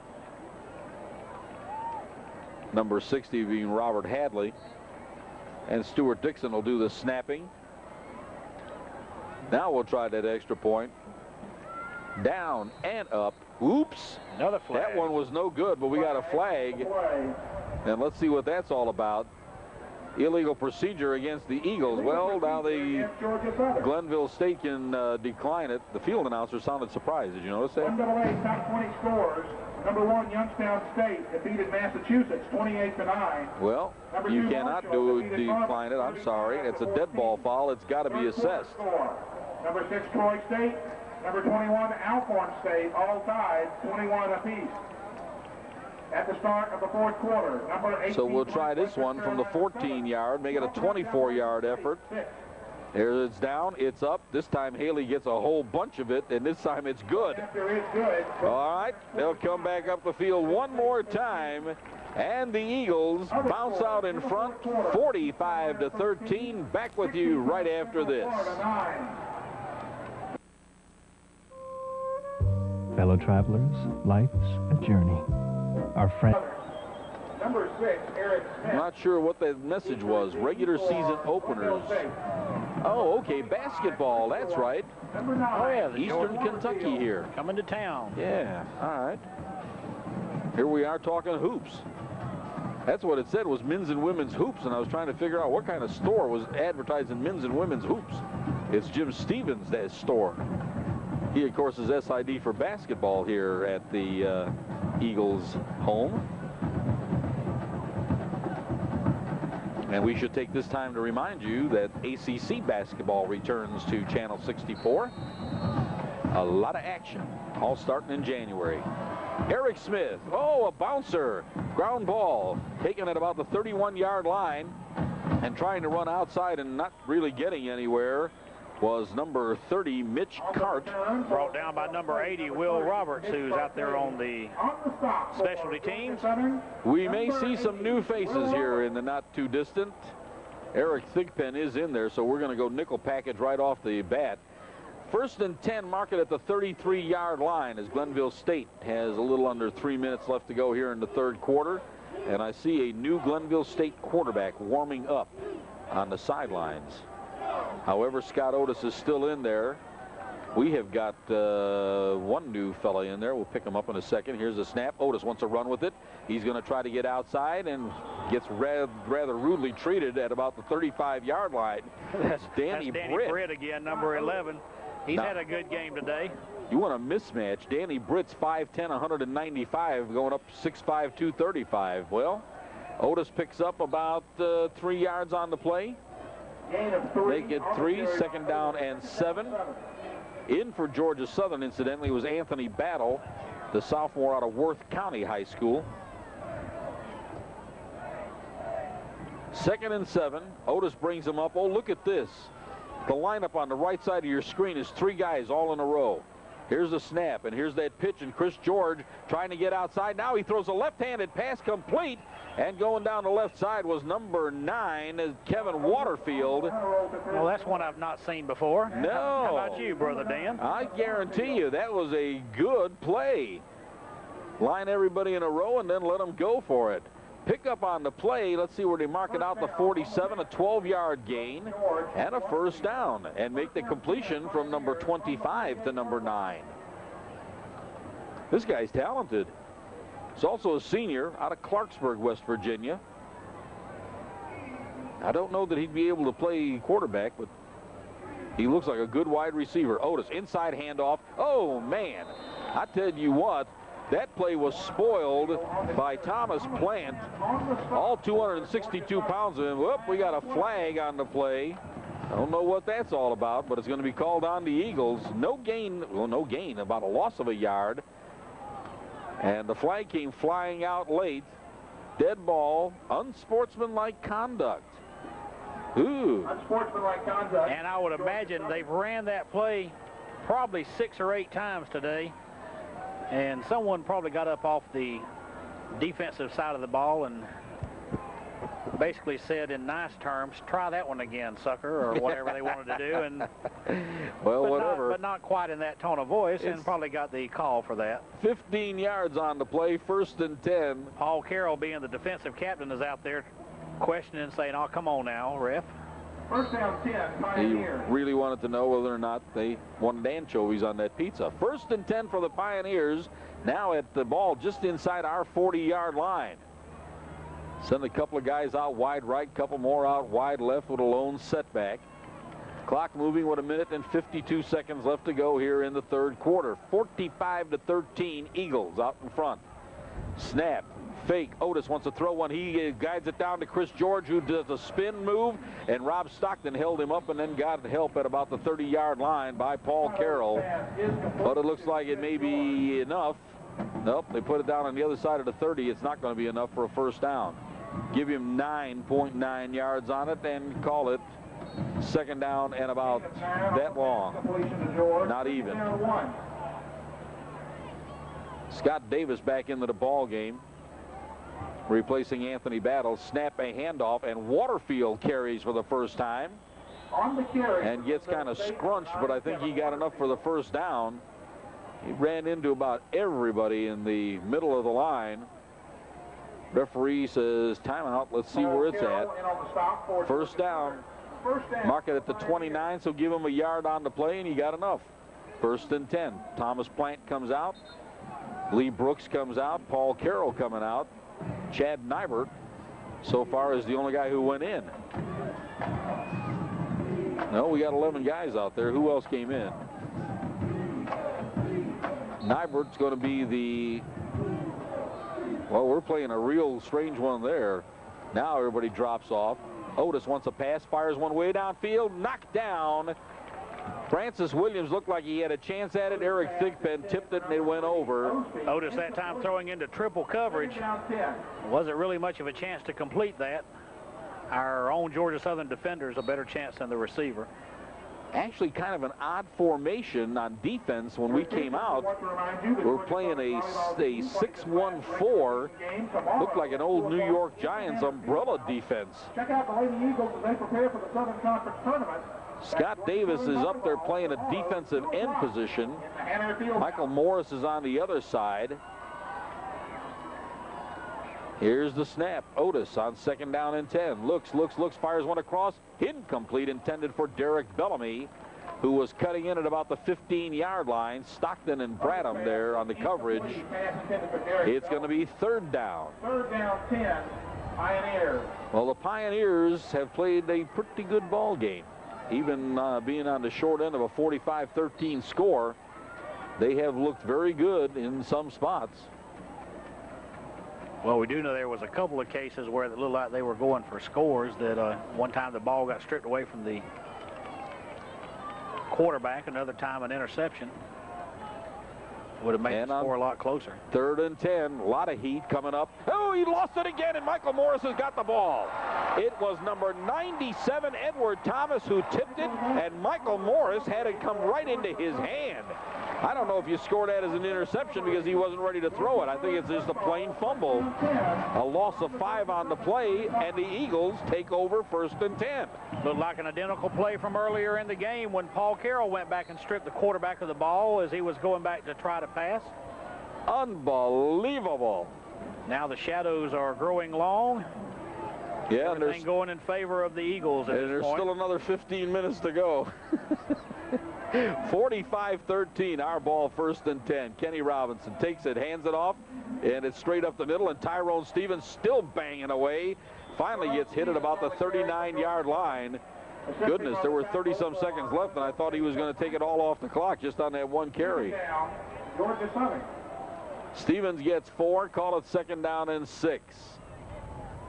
Belzer back into the ball game.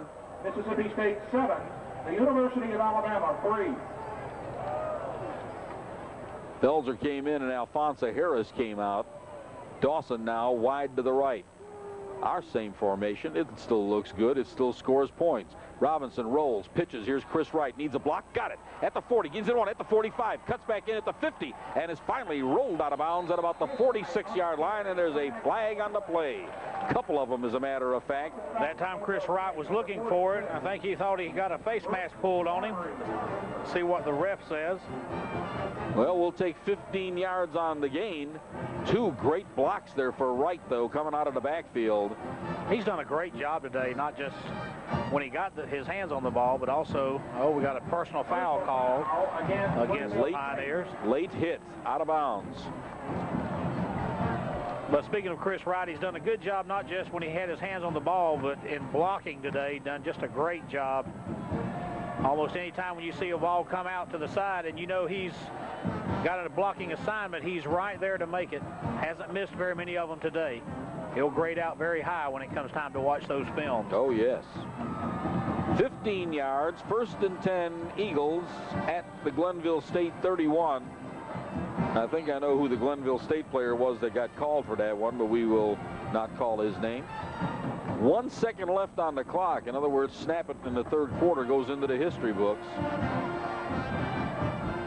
Robinson takes it, fades it, gonna run it himself at the 25, cuts in at the 20, down at about the 14-yard line, a 17-yard pickup for Kenny Robinson, and that is the end of the 3rd quarter.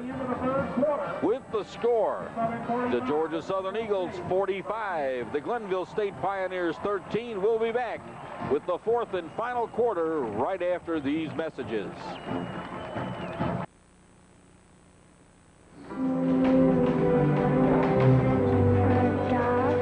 That must be the jazz ensemble, huh? That must be.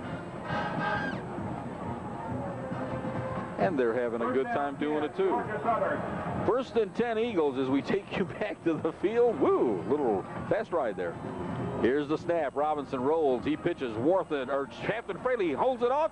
Incomplete, intended for Dexter Dawson. Tom Reed with a good reaction. Well, that's the 2nd time we've seen that play, and this time Fraley unloaded it. Not bad. Shafton, of course, a fine quarterback for Baldwin High School in a couple years past. And he can unload the ball. 2nd and 10. Eagles. Glenville State 14-yard line. This is one, you know, you hate to tell them don't score, but you don't want the other guy to think you're running up the score. Robinson, snap, fake, pitch. Here's Chris Wright hitting the corner at the 10, inside the 10 to about the 5-6-yard line. A gain of 8. It's going to bring up 3rd down and 2. Fraley with a good block out there on the corner. In fact, he got such a good block, the defensive man a little slow getting up. Reggie Garland checks back in as Alphonsa Harris comes out. Tristan Belzer comes in, and Dexter Dawson comes out. 3rd down, about 2 yards to go for a 1st down, 6 yards to go for a touchdown. And as Freddie mentioned, the shadow's getting a little longer.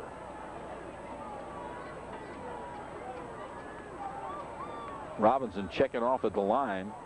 Takes the snap, hands it off, keeps it, pitches it. Here comes Shafton Fraley into the end zone. Well, there's a way to cap off your senior year. Fraley in from 6 yards out.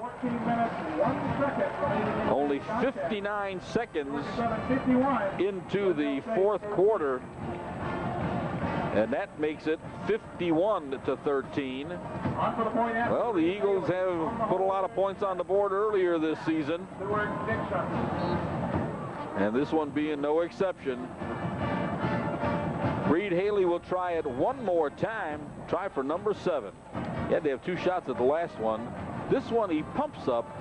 It is good. It's onto the porch of the Lupton building. And as we break away for a commercial, it is the Eagles 50 52, Glenville State 13. Back with you in 30 seconds. Sometimes there's magic in a melody. Certain music just touches. Probably tired. The muscles are tightening, I'm sure. Ooh, 52 of them things. Tell you what, you were speaking of. of. You had to do. You were speaking of Shafton Fraley, and being from Baldwin County opens up Quad A playoff football this coming Friday night at International City Stadium in Warner Robins. They will be there to play Warner Robins. Yes. So if you want to see some good high school football, you can come out and see that one this coming Friday night. And next weekend, we will not have a game on. However, as I said on Friday night, stay tuned for further developments. Here's the kickoff. Eric Smith puts it into the end zone. Made it that time. Eric Smith on the kickoff. Kicking with the wind now in the fourth quarter. Okay, now let's check out and see who's going to be out there for us. Attendance at today's contest, 13,179. 13,179? That's not a bad number. Support of Georgia Southern University football. Okay. Chad Nybert back out there. Well, we do have somebody new. Charlie Burt getting into the ball game. The senior from Winter Haven, Florida. Number 57 on the right side is going to be Anthony Battle. Thomas Plant, Lee Brooks up front. 1st and 10 from the 20 for Glenville State. Snap, inside handoff again, and hit at the line. Oh my goodness gracious, there were 5 blue shirts. Led by Chad Nybert, number 58, who is in right now at middle linebacker. Thought they think they might have diagnosed that one and figured out that Mr. Hartsfield is going to get the ball. Well, they'll bring it back up to the original line of scrimmage, so it's no gain. Francis Williams, Derek Austin, Danny Britt comes back in now off a free safety, playing a linebacker. Marco Bradham, Rob Stockton, and on the far side, I believe that is Eric Thigpen. Yep. 2nd down and 10. Otis goes back. Eagles break out of a formation. Here's the snap. Here's the pass. Oh, he's got pressure. Throwing incomplete. Danny Britt knocked it down. Intended for Chris George, but actually Britt and Stockton were a lot closer to that play than George was. And Stockton was going for the interception. Didn't quite get there, but it was awfully close. He got up feeling like he should have had it. 3rd down and 10. And again, we'll watch Coach Rodriguez. He's just standing on the sidelines holding his head. Here's the snap. Otis goes back, a quick pass out into the flat, completed for about 7-8 yards to, who is that? Number 88, their tight end. That's who that is. Walter Wilbon, the senior out of Fort Myers, Florida. Derek Austin on the stop. Let's see if they give him 7. They'll give him 8. It's going to be 4th down and 2. Well, I don't know. I'm trying to find a way to say this nicely, but 4th down and 2. I think I might have gone for it. Brian Fisher. As it is, Fisher's going to go back to punt. Let's see whether or not the Eagles will go back and try for it. There's the snap. Nope, going to be a return. High, wobbly, coming down, fair catch. Dexter Dawson at about the 49-yard line, and now we got a flag. Yep. All right. We're going to see probably several of these out of frustration for Glenville State for the remainder of this game. They came in with a record of 8-1. They're not used to taking a licking like this. Of course, they stepped up in classification as far as opponents go by taking on Georgia Southern. But they came into today's game at 8-1, but they have not played any competition the quality of Georgia Southern. And it's a personal foul call. So the punt, which came down at our 49-yard line. Number 6, Troy State, 28. Number 21, Alcorn State, 27. 4th quarter score. Let's see where that's going to put it. UT Chattanooga, 13. How about the 36-yard line of Glenville State? Number 12, Appalachian State, 12. Saw Will Roberts Western Carolina, 7. come into the game. Final score. Also, Maurice Bing. Number 23 ranked Hofstra, 41. Here's the snap. Joe Dupree is in there at quarterback, and he slipped getting started. Went down, about a 2-yard loss on the play. That's Joe Dupree's first showing since the 3rd game of the year. I guess it was. He went out against Marshall.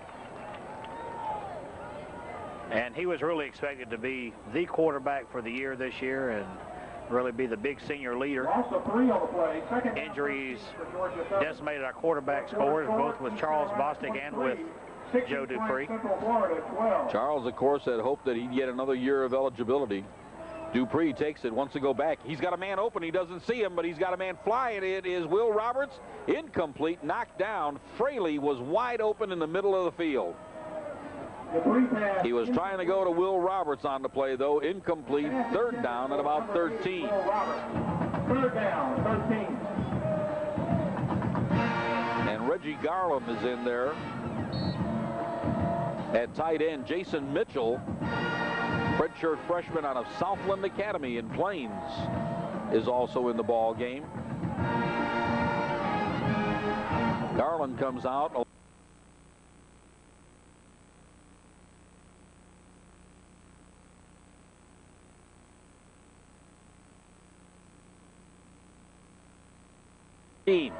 Here's the snap. Straight ahead. Tyrone Stevens up the middle at the 35. Cuts out at the 30. Inside at the 25, and he's got the first down. Oh, and we got a flag on the play. All that running, and let's see if it's going to amount to anything.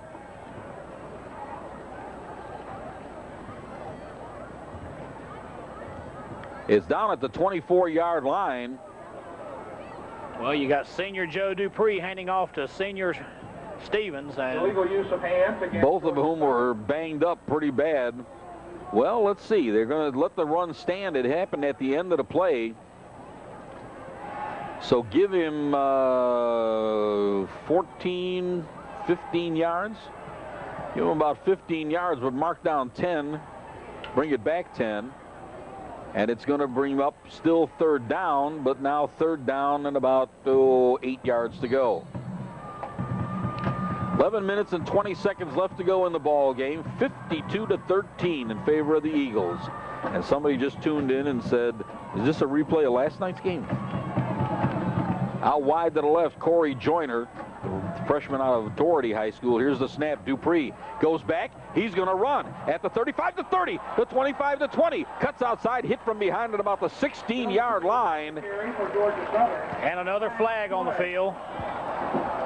And now the crowd is really getting upset about it, too. Dupree tackled by Junior Lawrence, number 38. An 18-yard pickup on the play. But let's see what this one's all about. We're going to need a stat sheet just for the dead ball foul, personal foul. And once again against the Eagles. Foul against Georgia Southern. Give him a pickup on the play of 18 yards.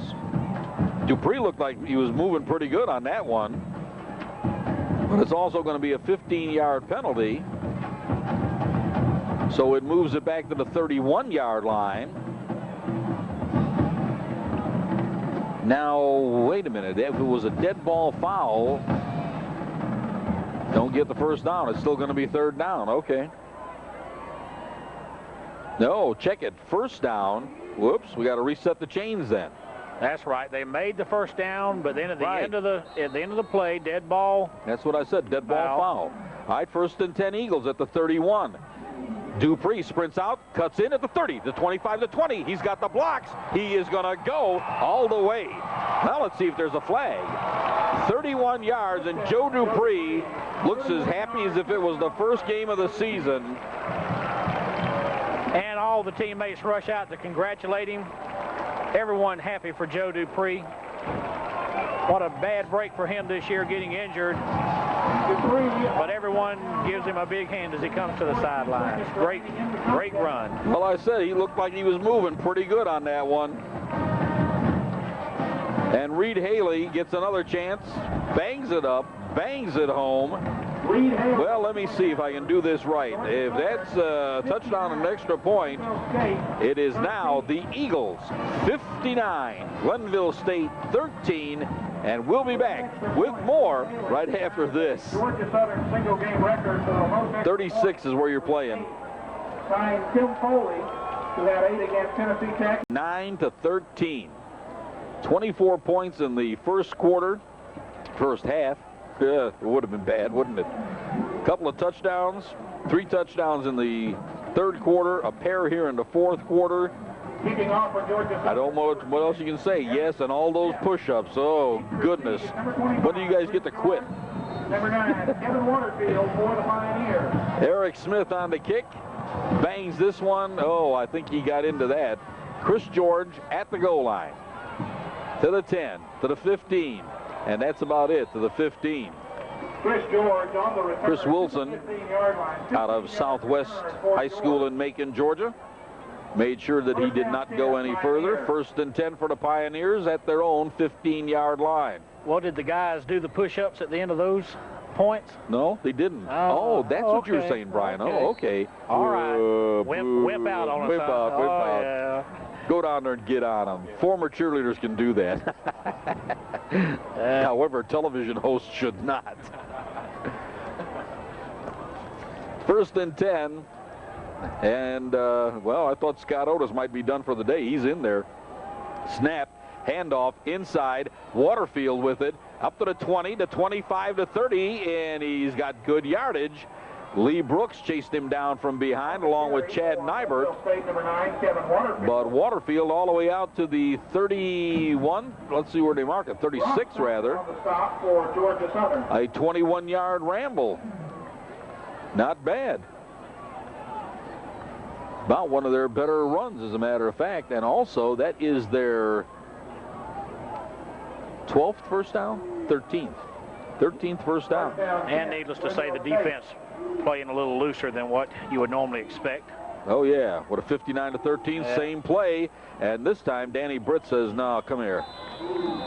And Danny Britt knocked him down after a gain of about 2. Getting to see some new members out there. Yeah, Nybert's out there. Thomas Plant's in. Lee Brooks. Derek Reeves. Waterfield on the Battle. Anthony Battle. Stop for Georgia Southern.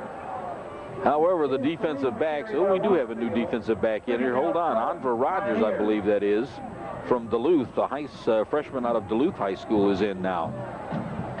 There's the snap. Here's a pitch, and Waterfield's going to try to get around the end. He's got some good blocking ahead of him, and he looks like he's got enough for the first down. 8 or 9 yards. Marco Bradham on the stop on the far side. But I think you're right. It looks like he's out over the first down marker. And it is. Our referee this afternoon, Jim Jackson, says he's got enough for a first down. Give him 9 on that one, and it'll be 1st and 10. Anthony Battle comes out. Scott Davis, I believe, went back in. He did. 1st and 10 at the 46-yard line. And now Hartsfield comes back in, and Hartsfield will take a crack at running it. Gets around the outside, and a flag on the play. Derek Reeves collared him and just knocked him down. Yeah, he grabbed him by the back of his jersey and just held on. Said, come here. He got 4 yards on the play, but let's see what the call is. Marco Bradham signaling it's against them. Illegal block against Glenville State.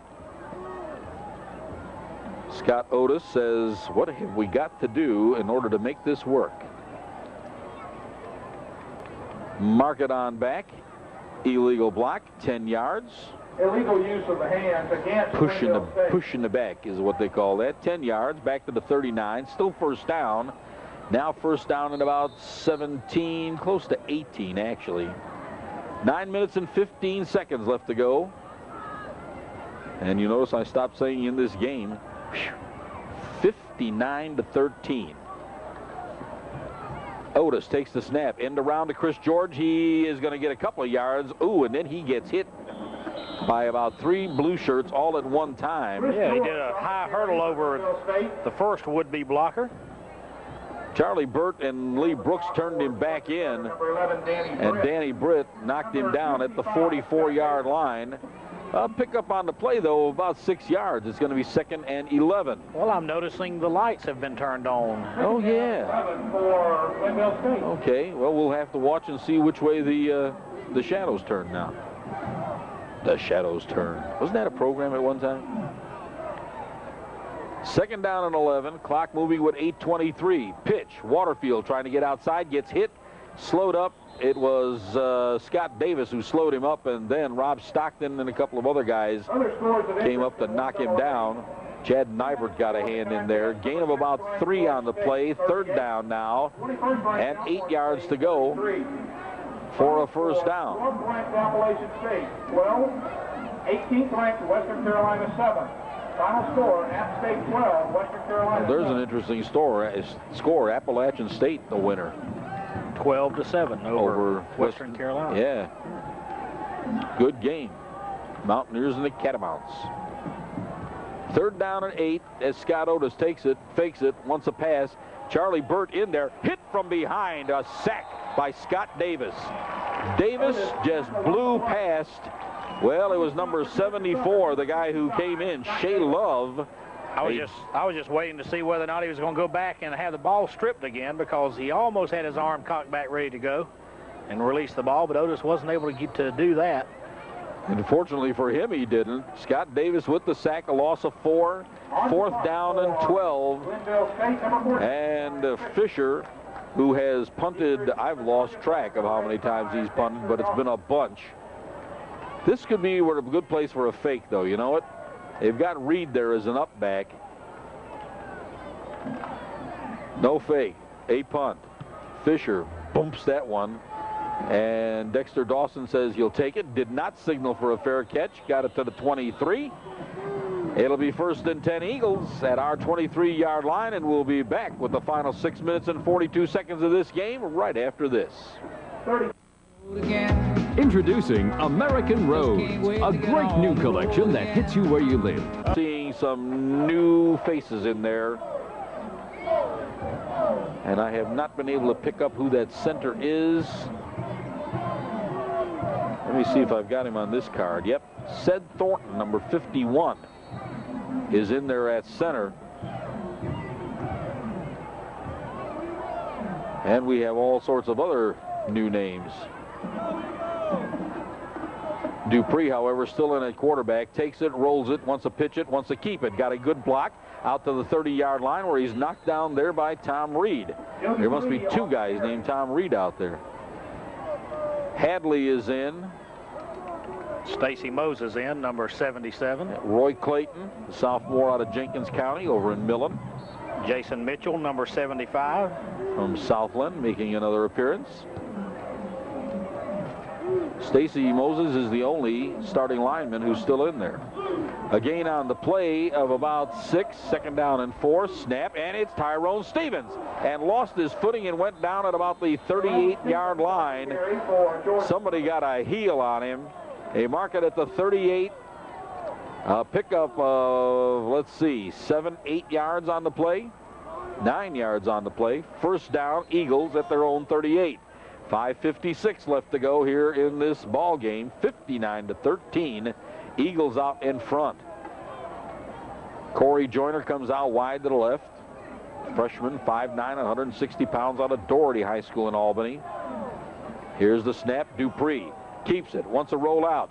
He did not get a block on the corner, but he got a couple of yards out of it anyway. Out to about the 44, I'm sorry, the 44-yard line. Made that yardage on his own, tackled by Tommy Williams.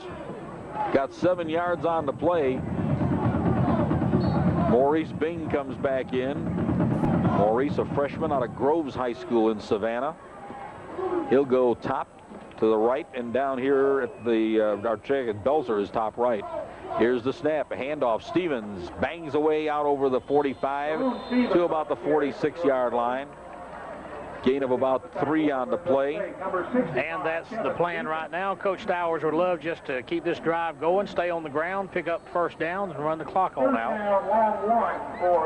Willie Ellington coming in, number 34. He's a redshirt freshman out of Shamrock High School up in Decatur. 5'7", 170-pounder. And we'll check and see who that is on the right. Here's the snap. Here is Dupree. He's got the running room at the 50, inside the 50. He's still on his feet, and he got tripped up at about the 45-yard line. Almost broke away that time before he's finally tripped up by number 13, Steve Stoffel. And he got about 9 yards on that, and another Eagle first down. First and 10 Eagles at the 44-yard line of Glenville State. The clock continues to move with now 4:24. And as I said that, the clock stopped. What happened? Oh, they had to move the sticks. I'm sorry. First and 10 Eagles. That's why the clock stopped. Snap. Dupree looks, pitches. Here's Ellington getting a chance. Gets inside at the 40, the 35, the 30. He wants a touchdown at the 20. He's going to go all the way into the end zone. Exclamation point. Willie Ellington from 44 yards out. And I guarantee you that was a sheer leap of joy on that young man's part. Touchdown run by Willie Ellington, number 34. 44 yards, and that puts it up to 65-13. Willie Ellington, a 5'7" freshman. Reed Haley to do the extra point honors, puts it up. He just set a new record. Haley puts the 66th point on the board. As they come back up the field, 4 minutes and 11 seconds remaining, 66-13, and we'll be back right after this. It all runs together. Time for our jobs. The new scoring record for the Georgia Southern Eagles, 66 points in a game. The old one being 63 against Marshall back in 1989. And that's a team that you wouldn't guess. Margaret and I were here for that one, too. Goodness gracious. Eric Smith gets another shot at it. Hope we got enough time on these tapes. This thing seems to be gone forever. No, I'm kidding. We got enough time. Eric Smith gets another chance. Chris George will be deep. Number 6, Eric Smith. He's to receive for Glenville State. Well, if somebody would have asked me, was this possible, I don't know if I would have said that I thought it could have. And you can't tell anybody to just slow down and don't do something like that.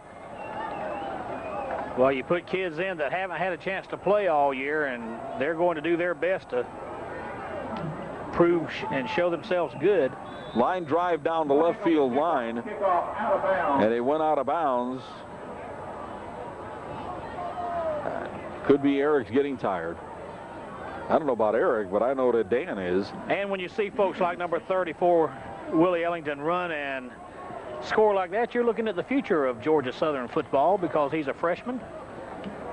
And if exuberance that he had on that play scoring that touchdown is any indication of the kind of guy he's going to be playing in the future, he's going to be fun to watch.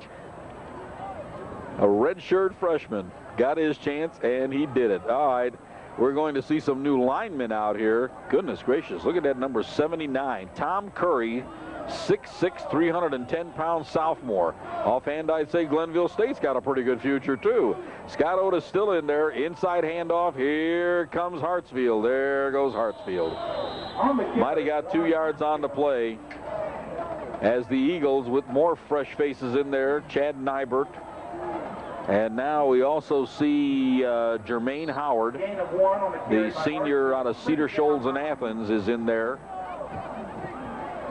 Into the ball game, D.A. Pope, junior out of Irwin County in Ocilla,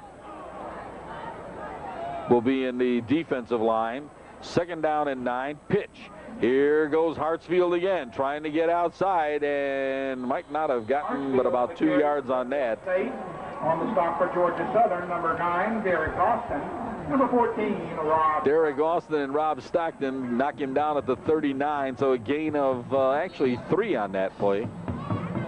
Third down now. Marco Bradham, Rob Stockton, Andra Rogers still out there, along with Francis Williams, Derek Austin, Chad Nybert, Danny Britt, Charlie Burt. The University of Alabama. Patrick Almond is into the ball game. Sophomore out of Noonan High School, making his first appearance today. Third down. Call it about 6. Here's a pitch. Here's Waterfield trying to get outside. Who did he get stuck as he hit the 40-yard line? I'm not sure of who that was that bounced in there, but I mean, it was Eric Thigpen, because they're congratulating him. Thigpen came up and really put a nail. No, Charlie Burt, I'm sorry, 57, not 27. A gain of about a yard, and we're going to see another Glenville State punt. This guy could have a good punting average by the end of this game. And we'll look to see who's going to come in at quarterback. I imagine Grady Blanchard's going to get a shot with 2:15 left to go in the game. Snap. Fisher kicks it. Ooh, a nice one. Dexter Dawson says, there it is. Takes it at the 25. Ooh, tried to get outside and went down at the 29. And Dexter knows that he's going to be out of the ball game because we're going to get a whole new group of people. 35-yard punt by Fisher. First down 10. I'm looking to see. There it is. Grady Blanchard's coming in at quarterback. So all 3 Eagle quarterbacks have gotten a shot at taking snaps today. Of course, with 66-13 and 2:02 left to go in the ball game, we may get through this with just an amount of paper we got, huh? And Grady Blanchard hails from Evans High School. He's a freshman. And he's a good one. 5'11", 187. Snap. Tyrone Stevens up the middle. The 35-40. Tries to cut outside. Gets hit from behind. Fumbled. Let's see what the call is. Tyrone Stevens on the carry for Georgia. Tyrone with about a 15-yard run, but now they say if the he looks like as he came up over the ball and was hit that he basically flipped and came down hard on that leg. Oh, that's not going to help. Out to the 45-yard line, so a 16-yard pickup, but Tyrone might have gone to the well one too many times on that. Of course, he had a bad leg and he was not really expected to play that much, but being a senior and the last game in front of the home folks, you want to do good. And we look forward to seeing you in 1995 as we continue the Will Roberts coming in along with Corey Joyner. Support this season. Don't forget, Georgia Southern finishes its regular season on the road next weekend in Charleston against the Bulldogs of the Citadel. And meanwhile, Tyrone Stevens is getting some attention.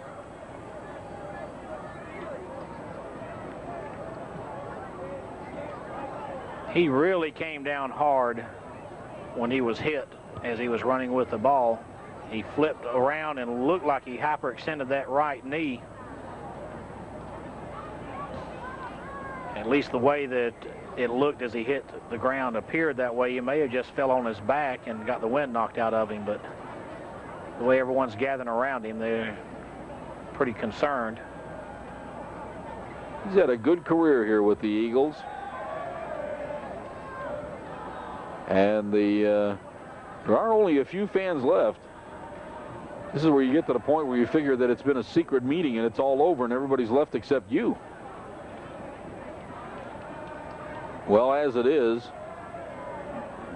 it will be a sweet ride home for all the Georgia Southern fans. Next week, of course, the Citadel.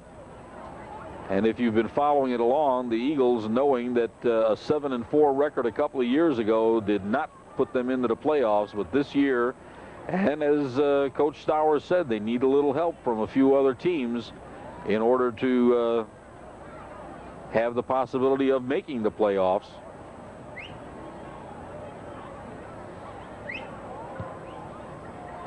And that is Coach Stowers, who just walked out of the huddle around Tyrone Stevens.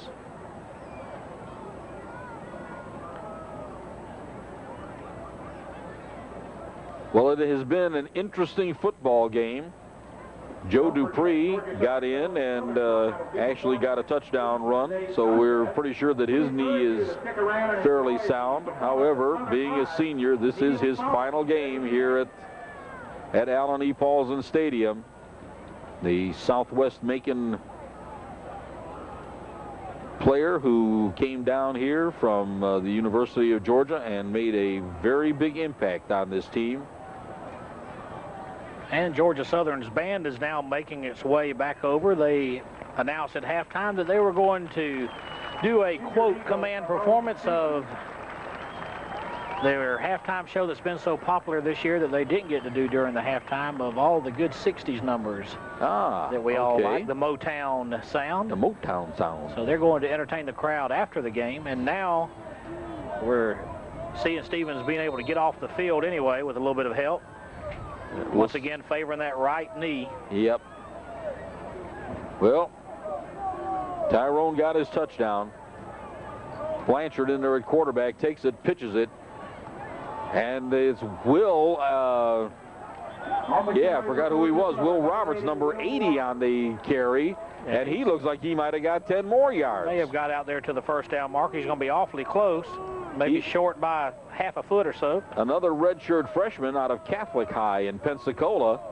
And they said he's about a short. Well, give him 10 yards, though, because you can't get any closer than that and not give him 10. Corey Joyner comes out. And it was Maurice Bing who went in on second down at about a foot with 1 minute and 4 seconds left to go. Here's the snap. Blanchard pitches it out. Ooh, pitched it behind Jonathan Richardson, and it looks like he got back on it, though. Recovery of the fumble. But a loss of about 9 yards, maybe 10 yards on the play. Whoops, maybe worse than that. How about 12 yards? And Sid Thornton is down, number 51. Yep, the able center. to get back up. Yep. Think he just got a bell rung on that one. Into the ball game, Stuart Dixon, the junior out of Dublin High, and he may just come in at center, and I think they're going to. They're going to take Sid Thornton out of there. Don't risk anybody. He looked like an ankle might have turned out under him. A loss of 11 on the play, and it's going to be third down, but with 52 seconds left, it may not make any difference at this point. Anthony Austin, redshirt freshman from Dooley County out of Vienna, comes in. This does remind me a little bit of last night. Last night, Coach Collins at Stratford got to play all the 9th graders. Coach Stowers is getting to play all the redshirt freshmen. Third down and 11. Blanchard with the ball. Needs a block. He won't need it now. He's at the 50, to 40, to inside the 40, and out of bounds at about the 36-yard line. I don't believe this. 26 yards on the carry and a first down. Everybody's wanting to get in on the action. Well, that's one way to get your name in today's record book. 26 yards, a first down at the 36-yard line. Clock stopped with 27 seconds left to go. And Blanchard would love to probably get in for a score here. 5-11. Oh, please. So he could say that he was quarterbacking the highest scoring team. No, I think you're going to see the play called take a knee. Go. All right. Lose 2, take a knee, and let's get this thing over with. With 20 seconds left to go, there will not be a need to run another play. And I'm sure that Glenville State is probably as appreciative as anybody. What a football game. The final score, the Eagles 66 and Glenville State 13. And we're going to be back with a very short post game right after these messages.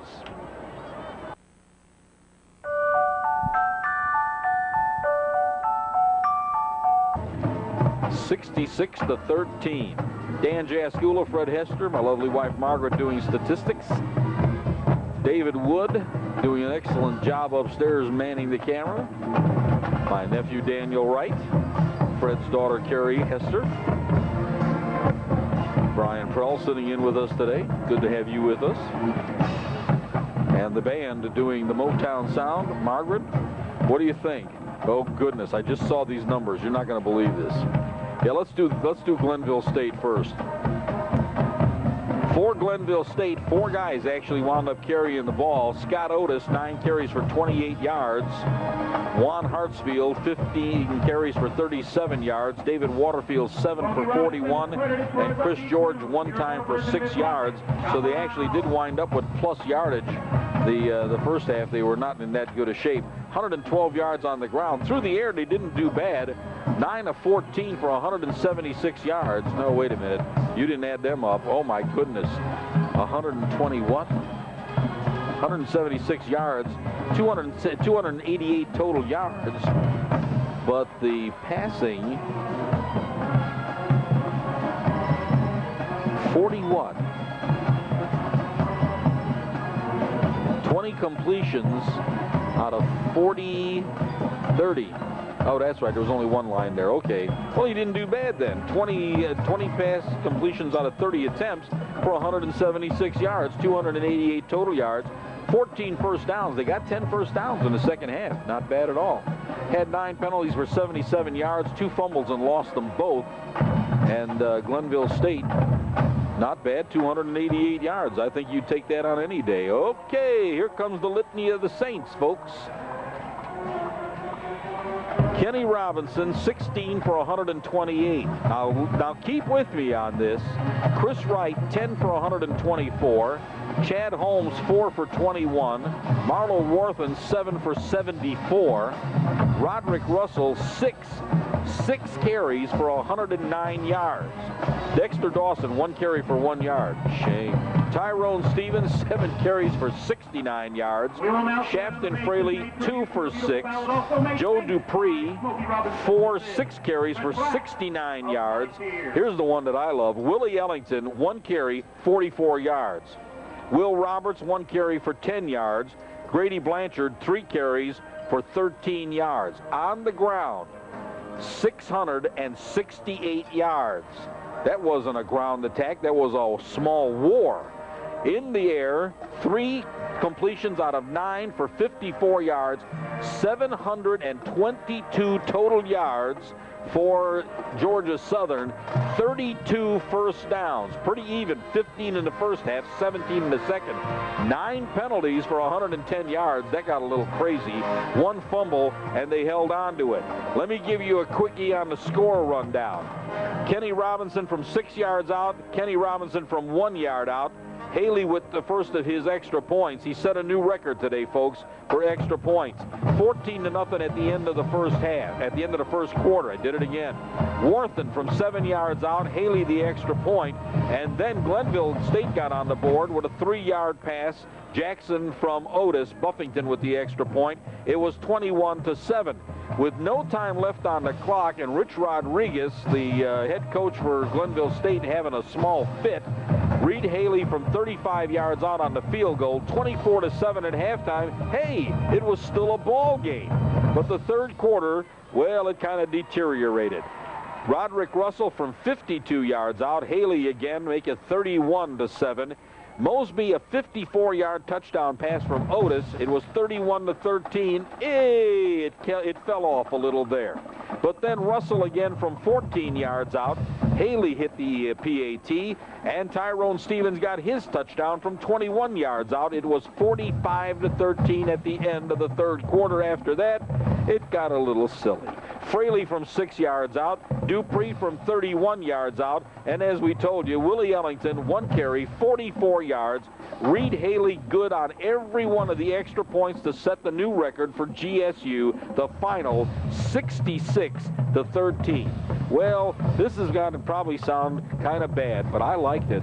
You know, it's the kind of game that I like to see, and especially when you're the guys who are on the long end of the 66 points. Well, that wraps up our third year of doing Georgia Southern University football, and I think I can speak for just about everybody, but I won't. Freddie, your thoughts, sir? Well, I've really enjoyed the season. Looking forward to hopefully seeing Georgia Southern be able to beat the Citadel this coming week and perhaps get into the playoffs. It'd be a good comeback for Georgia Southern. Especially after a rather disastrous start. But it was a good ball game. We hope that you have enjoyed it. As I said, we're going to take at least a week off. However, there are some plans afoot that we may return with some playoff games for the high school folks. So you'll just have to stay tuned to Channel 64, and we promise you we will tell you. Don't forget ACC basketball coming to us in January, live and only on TV 64 Sports. Dan Jaskula for Fred Hester, my lovely wife Margaret for David Wood, Daniel Wright, Kerry Hester, Brian Prell, and the cast of thousands at TV 64. We thank you so much for watching. It's been a great football year. Still a little bit more to come. But until we meet again, good night and God bless.